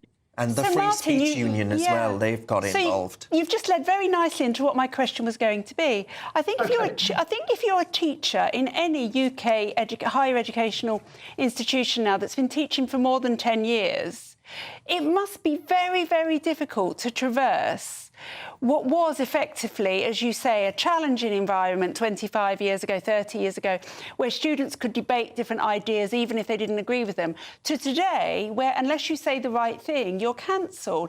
Have you found that really difficult, and have you watched it happening? You know, I didn't think about it. That's why I'm saying I'm naive, but I saw it going on elsewhere. You know, I can watch things on YouTube or on the internet and see all these cancellations. You're not naive, mate. You're just a good person. There's nothing wrong with that. It's very nice of you to say that. I'm naive in the sense that I've been expecting them to behave like me, like open and let's have a discussion. Because you know, in the other interview I did, I said, maybe I'm not right. You know, I mean, I think I am, to be honest, but I'm open to other ideas, of course. And that's my experience. I'm only giving my experience, you see. That's what I'm talking about. So I like music, I like a bit of jazz too, and my understanding, and from what I've seen, is that much of the jazz that we listen to today has emanated from the black community, particularly in America. You want me to come in there? Yeah. So you could say jazz is 100 years old, 120 years old or something, in the beginning of the last century. No question, the word jazz and what we associate with something called jazz began in America. And some of my heroes are African-American people. I mean, you know, I've got a picture of Charlie Parker here and Ornette Coleman in my house, okay? And by the way, just so you know, I was arrested when I was 18 protesting against racism because the National Front were big then, and maybe you're all too young to have heard of them. But anyway, they're a racist organisation. So 50 years ago, I would say there was a lot of racism.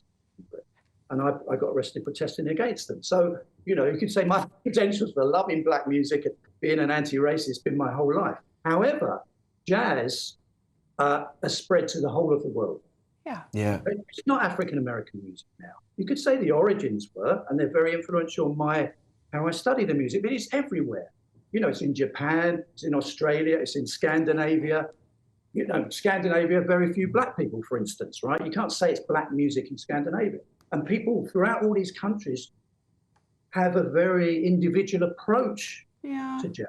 And I doubt they saw themselves as victims, perpetual victims. It's this DEI stuff. It's toxic. It's poison. It's total poison, and it's ruining academia.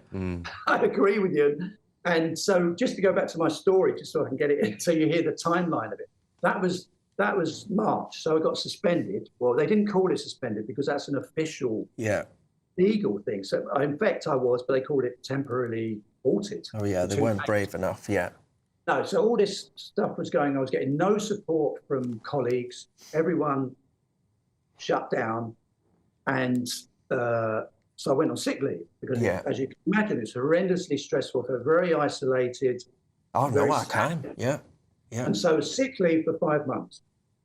And all this social media stuff's going on. And luckily, I have to say the Free Speech Union are incredible. Exactly. Free Speech Union and the solicitor who they hired on my behalf, Doyle Clayton, they saved my life this year. Literally probably saved my life. Oh, These are God bless you. incredible people fighting for what we call free speech, which we wouldn't have need to have done 25 years ago. No. Right? They wouldn't have had any work. Not at this level. It's appalling. Anyway. Yeah. Sorry, I'll just finish this. Yeah, absolutely. Thank you very much. 5 months I'm on sick leave and all this negotiation is going on with Trinity Laban, nothing really happening.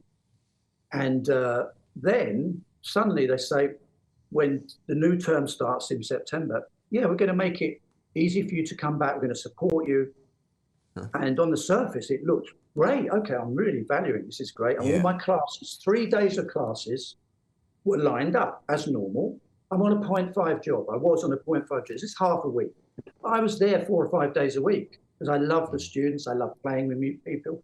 You know, I was mentoring students in my own time. They know that. By the way, the students know that. Yeah. They know. That's another story. I have to read out a response that a spokesman from the Trinity Laban has actually written in, Martin. So Can I read that in a minute? A spokeswoman, I beg your pardon, a spokeswoman. And Martin, where can people, if people want to find out more about the case, is there a Free Speech Union part on the website? Well, there's a crowdfunder. A crowdfunder. Go to the crowdfunder site because. How do they find it, Martin? How do they find it? Or shall I send a link to you or something? It's easy. Just find it on the crowdfunder site. Yeah, if they Google. Yeah. Martin Speak. Do they Google Martin Speak on crowdfunder? SPEAKE, my name. Yeah, and Free Speech Union. It'll come up. It'll come up. It's very easy to find. I'm glad the Free Speech Union are there, mate. I really am, because I think the way you've been treated is appalling. Really appalling. Shall I just finish this last little bit? Well, unfortunately, we are out of time, and I do have to read out that response to give them the right of reply. But Martin, I thank you very much for filling us in there. Good on you, Martin. And keep going. God bless him. A Trinity Laban spokeswoman said to The Times this, that legal proceedings were ongoing, but that there are multiple factual inaccuracies in Mr. Speak's account of events and their timeline. She added, while a temporary pause was placed upon Mr. Speak's classes after he shared his email with students, he was welcomed back by Trinity Laban. Well, that's what Martin says, and then, you know, it didn't actually end up like that. No disciplinary action has been taken, they say, against Mr. Speak on the basis of his personal views, and no action has been taken by Trinity Laban to influence the actions of any of Mr. Speak's other employers. We remain committed to providing an inclusive and welcoming culture for all staff and students. And I think that last part tells you all you need to know how they view Martin and what he had to say. Perfectly common sense, what he had to say.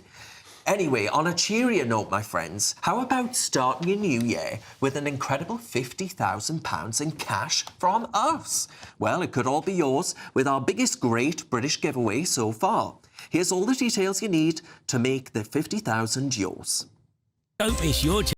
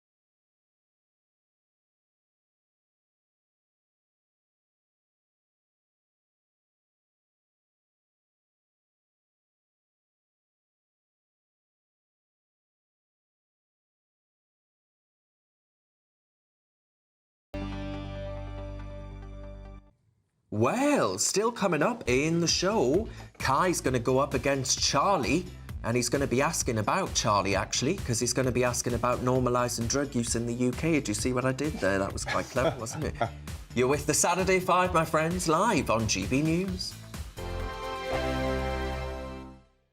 Sunday with Michael Portillo from 11, only on GB News. With the dawn of the new year come new opportunities for the stage. Stefan Kyriazis joins us now to share how he started 2025. We've got Sigourney Weaver, Hollywood star, coming in as Prospero in The Tempest. It's an experience. Sigourney Weaver has got this kind of patrician presence. She's always on stage, sat watching or stalking the area, but she doesn't quite get the Shakespearean rhythms for me. We've got more trauma for you, and we've got a little clip to run first. Cat on a Hot Tin Roof. I don't know how people's Christmases were with their families, but this is a very unhappy family, so you can feel good about your family, whatever they're like.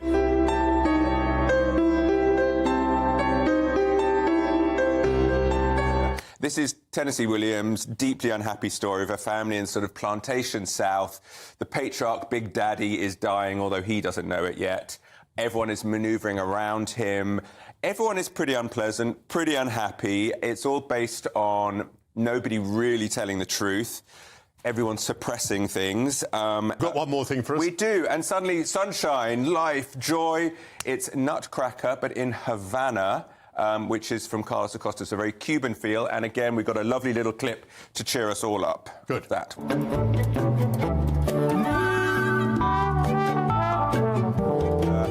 There was no Christmas when he was growing up. Castro had banned it all.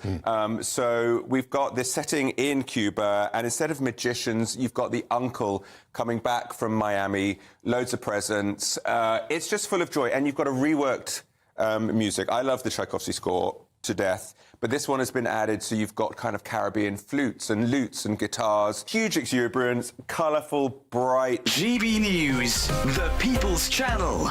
Join me, Camilla Tominey, for a frank and honest discussion with those in power that cuts through the spin and gets to the heart of the issues shaping our nation. You haven't confirmed that you want to stand as leader, but you haven't ruled it out either. This report basically says that he's not fit to stand trial. Is he indecisive? Incompetent? I deliver the dose of reality Westminster needs. That's the Camilla Tominey Show at 9:30 every Sunday on GB News. The People's Channel, Britain's news channel. Hi there, I'm Michelle Dewberry, and I'm going to take a second to tell you all about my show, Dubes & Co. We start off with the issues of the day. We then bring in both sides of the arguments. We get rid of the disrespect, and then you throw me into the mix. And trust me, I'll tell it exactly how it is. And then, of course, the magic ingredient, you at home. We mix it all together, and what have we got? In my opinion, the best debate show in town. Monday to Friday, 6 till 7 on GB News, Britain's news channel.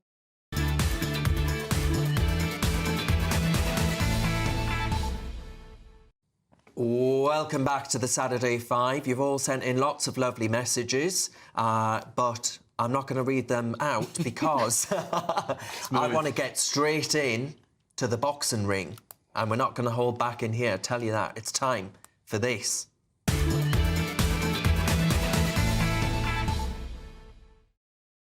Yes, indeed. You ever heard of a Glasgow kiss? It's coming. It's time for tonight's main event. On Monday, Glasgow are going to open the first drug consumption room in the United Kingdom. I've actually booked myself in to get over what Kai's been spouting throughout this show. Customers will be able to inject illegally bought heroin or cocaine under medical supervision. Here's a peek inside before its grand opening that you're paying for. But people come through to the using space, which is staffed by nursing staff. Once they come into the using space, they'll meet the nursing staff at the desk here, talk about what supplies they plan to use for the day, what needle, what size of needle they need, what size of syringe they need. Once they're finished here and ready to proceed, we'd invite people through to the lounge area, and this is a much more comfortable, much less clinical space. This is where we've got comfortable seating, we've got soft seating, couches and chairs. I've got no words. I've heard it all now. It looks like she's advertising Botox, not advertising someone injecting something that could kill them in it themselves. Right, anyway, though, my opinion is irrelevant because we are debating the question, which seems reasonable to ask. Should we be normalising drug use in the United Kingdom? Well, seconds out, round one. We're going to box them up. It is indeed Charlie and Kai. Kai, you're going to take us away, unfortunately, so go on, blubber on. Yes. Well, this week's news that Thistle is opening, the UK's first and currently only drug consumption room, after a decade of wrangling and debate, I think can only be seen as good news. It's opening in Glasgow's East End, which is a part of the country that has faced decimation by decades of drug use and poverty and decline. Now, the facts speak for themselves. When you look at places where these drug use centres have opened, you see massively improved public health, massively decreased public drug use.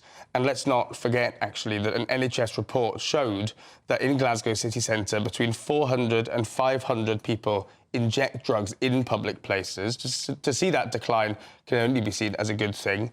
In Copenhagen, actually, when one of these centres opened, the amount of syringes found in the street went from 10,000 to 1,000. Now, look, people will take drugs. We know that.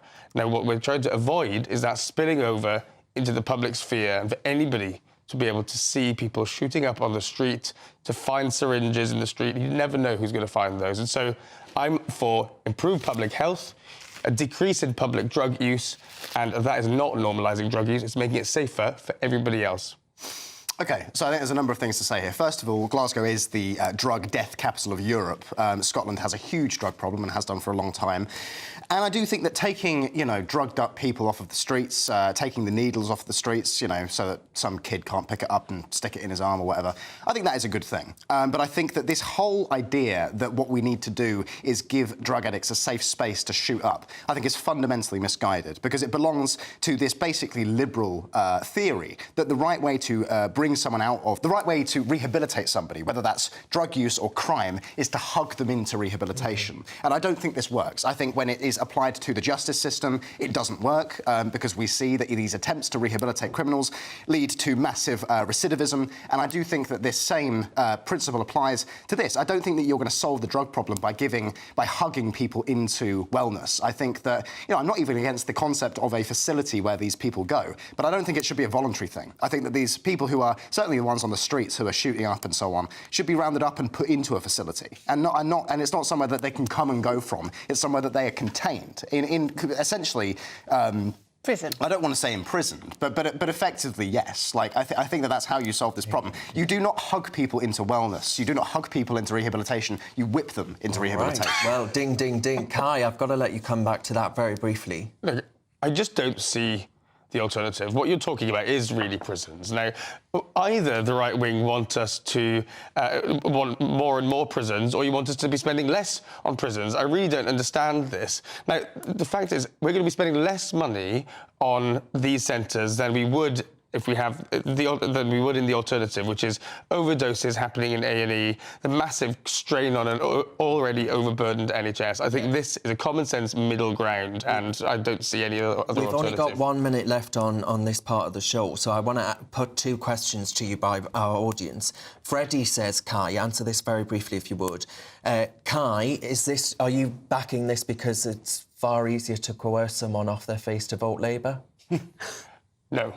That's your short answer. And Charlie, one of the questions here says that surely this is a good idea to actually put people in safe places where they're monitored. Yeah, well, as I said, I think containing the problem is a good idea, but I just don't like the tone with which this is dealt with, the idea that this is how you help rehabilitate people. It looks like a British Airways airport lounge, for God's sake. Right? Yeah. And we're saying, come in. It doesn't need to look like a crack den. For me, this is what we call, these are the niceties at the end of the NHS. When we've got 11,000 elderly people in hospital who can't leave because they've got nowhere to go, there are nurses in here, sofas in here, warm places in here. Send them there, use it properly. I think it's... I don't know what crack addict wants an NHS nurse wearing a face mask standing over them, watching them inject themselves. And that's the point. Oh, very quickly, are we really to believe that people who are off their head on drugs are going to possess the presence of mind to take themselves to a facility like this? No, you impose it by force. All right, we're going to get to your questions in Ask the Five. You won't want to miss that, because obviously you're the ones that have given us the questions, and I haven't seen them. So I hope you've not held back. I know you won't. Are you with the Saturday 5? We're live on GB News. Tonight at 8 p.m, tune in to a GB News Investigates documentary as we tell the full story of the grooming gang scandal. My childhood has been stolen.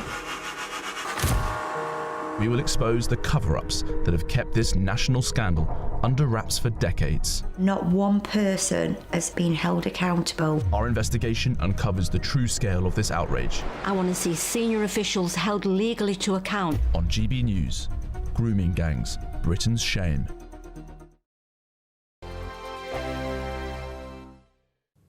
Hello there, good evening. This is your GB News weather update provided by the Met Office. Some of us did manage to see some sunshine today, but others have been seeing quite persistent fog, and that'll be lingering overnight and into Sunday, particularly across areas of eastern England.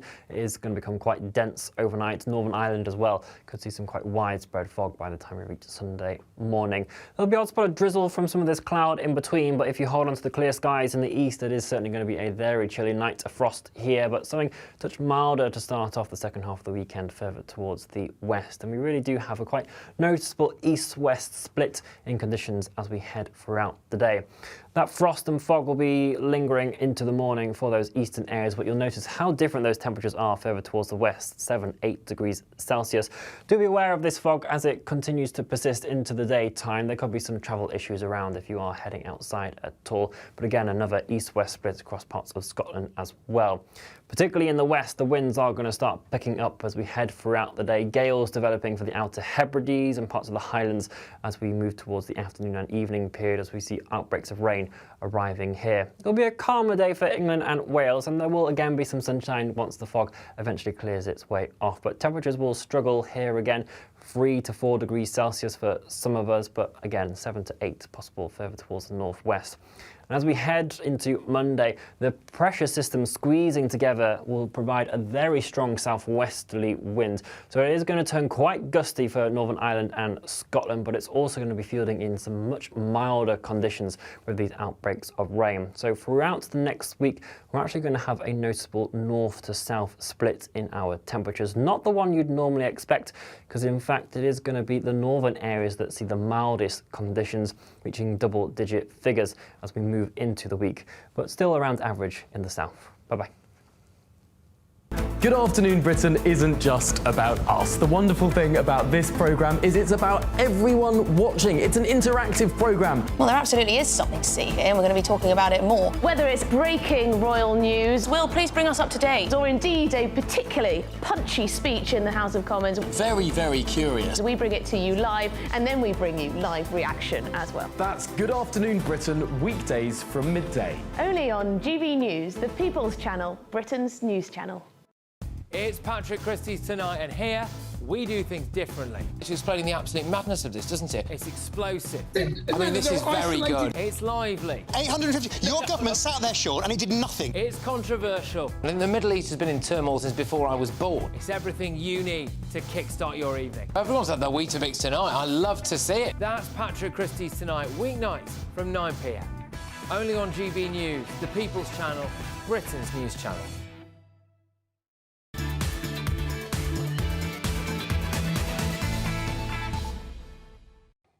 Welcome back to the Saturday 5. I forgot to mention, by the way, that lovely British Airways drug lounge is... I should clarify, British Airways have not built a drug lounge. You're going to be in trouble. Glasgow's new shooting up ring, 7 million quid. 7 million quid, and British Airways have no affiliation to this. Take note, Ofcom. I'm in for a world of pain. Right, OK, we're going to get to some of your emails in Ask the Five in a second, but now it's time for this.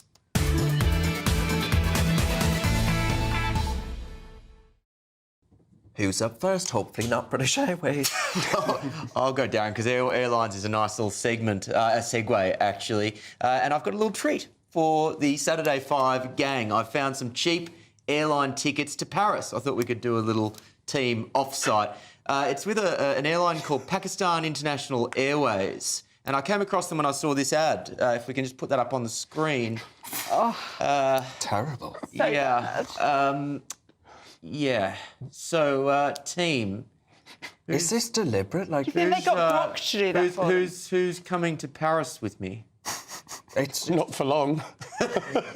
Shamima, How maybe? does this happen? Yeah. How does this happen? So for those that are looking at it thinking, you know, I'm sure you're not, but it's for those that are listening on radio who couldn't see it, Will, just explain what's actually going on in your mind. It's an image. You've got the Eiffel Tower. It's an image of the Eiffel Tower with a plane very ominously heading straight in the Eiffel Tower's direction, obviously, and very with the wording "Paris, we're coming today," and sadly and obviously raising unfortunate memories of 9/11. Does sound like a threat, doesn't it? It does. It does. It does. And also, Paris has really had its difficult times with terrorist attacks Do you as well. think this will help with sales of airline tickets for? Do you know, is it the quality of young people now that go into marketing that they come up with this? Well, yeah, that's what's happened, isn't it? It's a young social media intern who didn't quite understand the repercussions and what this implies, you know? All right. Renee, what have you got? See, just when you thought the quality TV was dead, you go to Channel 4 because they've commissioned a new programme. It sounds fabulous, guys. It's called The Game of Wool, and it's a knitting competition. 10 ambitious knitters will undertake complex challenges, and hosting it will be none other than Tom Daley. And that's what really got my goat, because he winds me up so much. Just the sight of him knitting just does my head in. And then I thought to myself, I'll just ask my gay friends on the panel, is this how you want to be portrayed? There's Tom Daley knitting in the corner. Yeah, Charlie, what do you think? I'm not gay. Yeah, I mean, look at him. He's got a fiancée. I do, yes. I'm wounded. Listen, I don't know why public service broadcasters feel the need to put on all of these knitting shows. The BBC's got one, Channel 4 have now got one.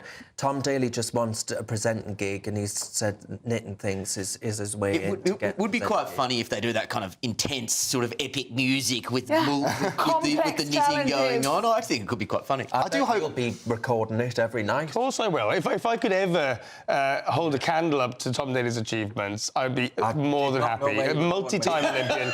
He's represented his country so well. He deserves this gig. OK. Now, I wanted to talk to you about this story of... Have we got the article showing that actually, apparently, protected characteristics, the accents, some KC had said, I've forgotten the name of the KC, I'm being very professional today, and some member of the King's Council, so someone that has obtained silk, which is a pretty big deal in the legal profession, said that actually accents, who has an accent, a regional accent, accents hold people back and maybe they should be protected. Well, it didn't hold you back, love, did it? You remember the King's Council.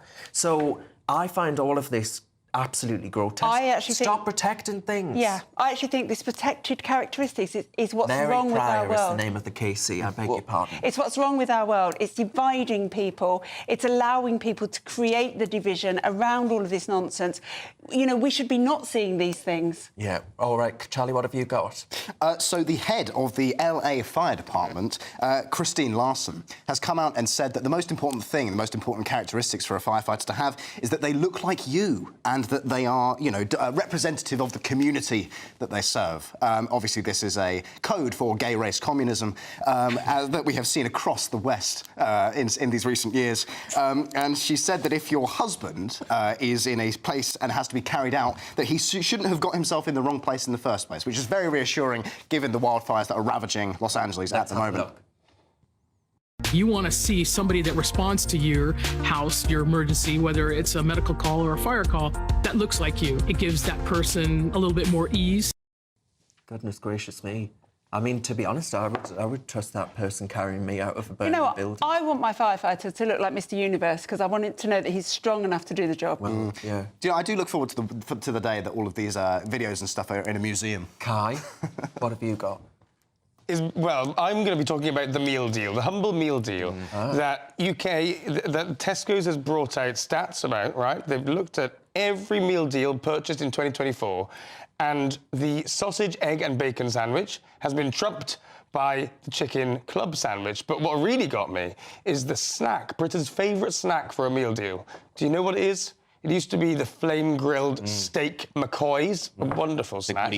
Now, it's this. An egg protein pot. What does the world come to? Britain has become a joyless nation if this is the snack that people want in their lunch. It's 2 boiled eggs and some spinach. Nothing more, nothing less. Your eggs are so beautifully disgusting. arranged. I'm all for health, but, I mean, I'd go for flame-grilled McCoys any day. I try and stay optimistic about this country, hang but on sometimes... a minute. I've just been told by our lovely producer that you've got a posh version. That's a Marks and Spencer version. The Tesco one don't give you spinach. They just give you the eggs. They're not. Well, I've lucked out today. I mean, eggs are very good for you. I'm all for it. Would you like one now, Renee? Well, listen, I'm not against it. If you want, yeah, 2 eggs. Step in the right direction, surely. Yeah. Right. Okay. On that miserable note, we're going to answer all of your questions in Ask the Five. No topics are off limits. What hell have you unleashed upon us this week? You're with the Saturday Five. We're live on GB News. Can't wait to get in that sea. Lovely and warm. Just like the feeling of having great travel insurance. All Clear Travel Insurance sponsors GB News Travel Destinations Forecast. For anyone looking for winter sun, I can report very mixed conditions across the Med. Unsettled in Italy with showers in Greece, but across much of Iberia it's fine. Plenty of sunny skies, breezy towards the Canaries. And we've got this area of low pressure moving through Italy. That's going to bring unseasonably windy weather and outbreaks of rain with snow over the mountains. Meanwhile, showery conditions and a strong wind, but mild for Greece for the time of year. And then it turns more settled widely across the Med next week. All Clear Travel Insurance sponsors GB News Travel Destinations Forecast.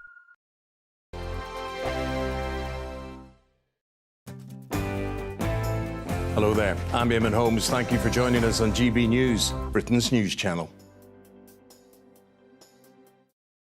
If you want your news to be straight talking... This is the nightmare for the Conservatives again. Down to earth. It's not just Nottingham where this is happening, is it? And most importantly, honest. Hard-working, middle-class taxpayers, they'll get their book thrown at them. Then catch me, Martin Daubney, Monday to Friday, 3 till 6 p.m. on GB News, Britain's news channel.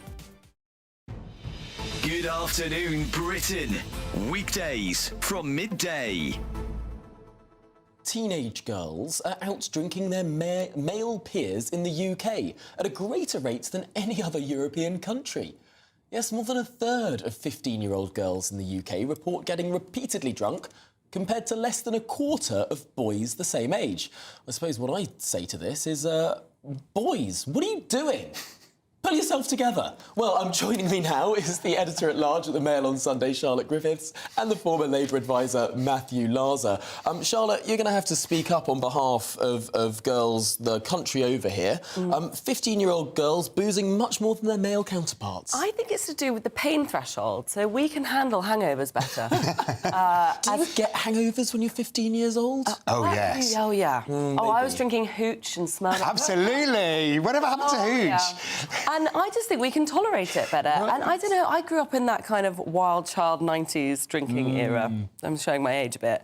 And, God, we drank a lot as teenage girls. I mean, it's actually shocking now in retrospect. Well, I also think in terms of boys versus girls, I wonder if we've got a bit of a thing about... I mean, the old cliché that girls develop quicker, they can become social quicker. They can certainly get into the pub more easily because they look older. Yeah. You know, because of makeup, etc. I wonder if the boys are all just, you know, in their rooms playing on their devices, as it were.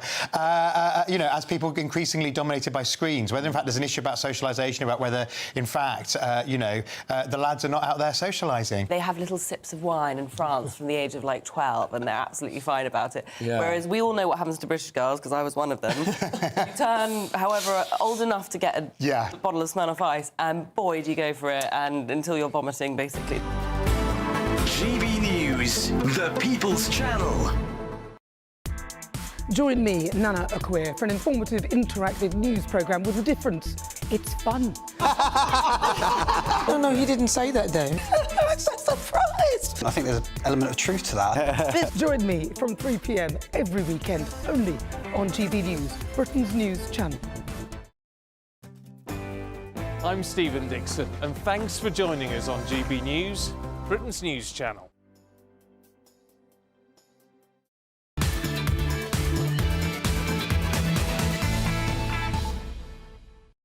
Welcome back to the Saturday 5. As always, thank you very much for all of your emails about tonight's topics. Speaking of which, you little beasts, it's time for this.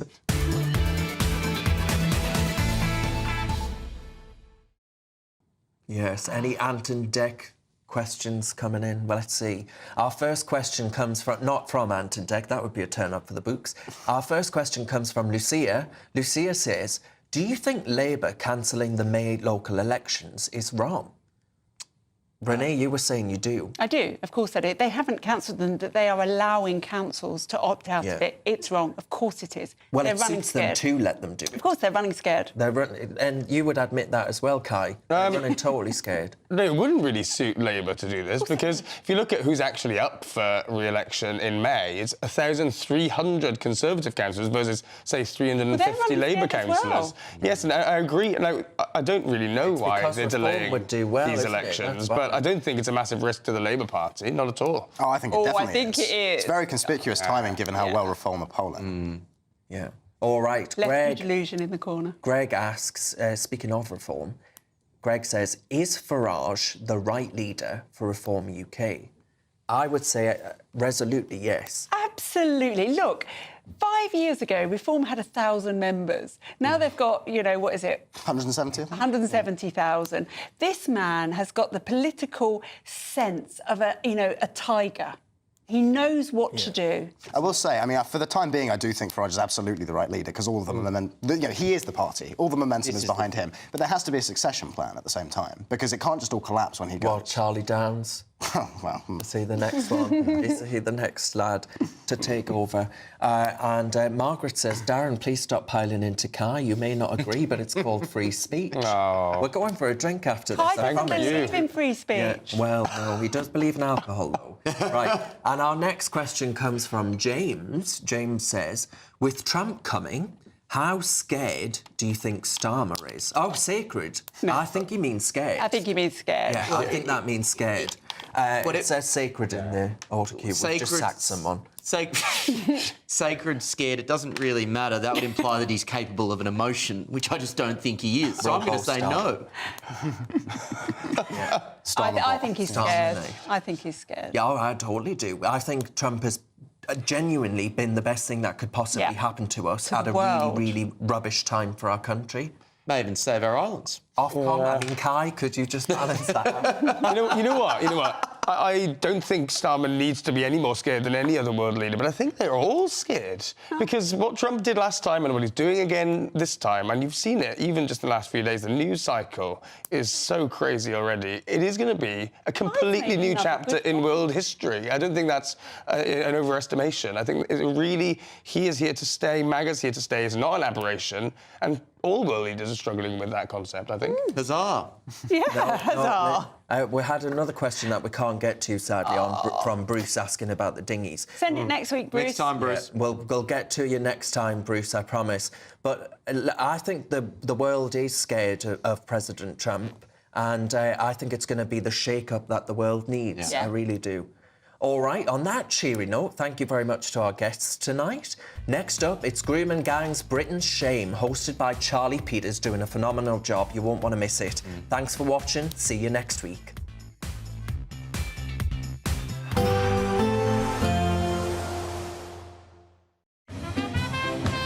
There will be a light breeze in the morning, leading to a warm front. Boxed heat pumps, sponsors of weather on GB News. Hello there, good evening. This is your GB News weather update provided by the Met Office. Some of us did manage to see some sunshine today, but others have been seeing quite persistent fog, and that will be lingering overnight and into Sunday, particularly across areas of eastern England. It is going to become quite dense overnight. Northern Ireland as well could see some quite widespread fog by the time we reach Sunday morning. There'll be odds spot of drizzle from some of this cloud in between, but if you hold on to the clear skies in the east, it is certainly going to be a very chilly night. A frost here, but something a touch milder to start off the second half of the weekend further towards the west. And we really do have a quite noticeable east-west split in conditions as we head throughout the day. That frost and fog will be lingering into the morning for those eastern areas, but you'll notice how different those temperatures are further towards the west, 7-8 degrees Celsius. Do be aware of this fog as it continues to persist into the daytime. There could be some travel issues around if you are heading outside at all, but again, another east-west split across parts of Scotland as well. Particularly in the west, the winds are going to start picking up as we head throughout the day. Gales developing for the Outer Hebrides and parts of the Highlands as we move towards the afternoon and evening period, as we see outbreaks of rain arriving here. It'll be a calmer day for England and Wales, and there will again be some sunshine once the fog eventually clears its way off. But temperatures will struggle here again, 3 to 4 degrees Celsius for some of us, but again 7 to 8 possible further towards the northwest.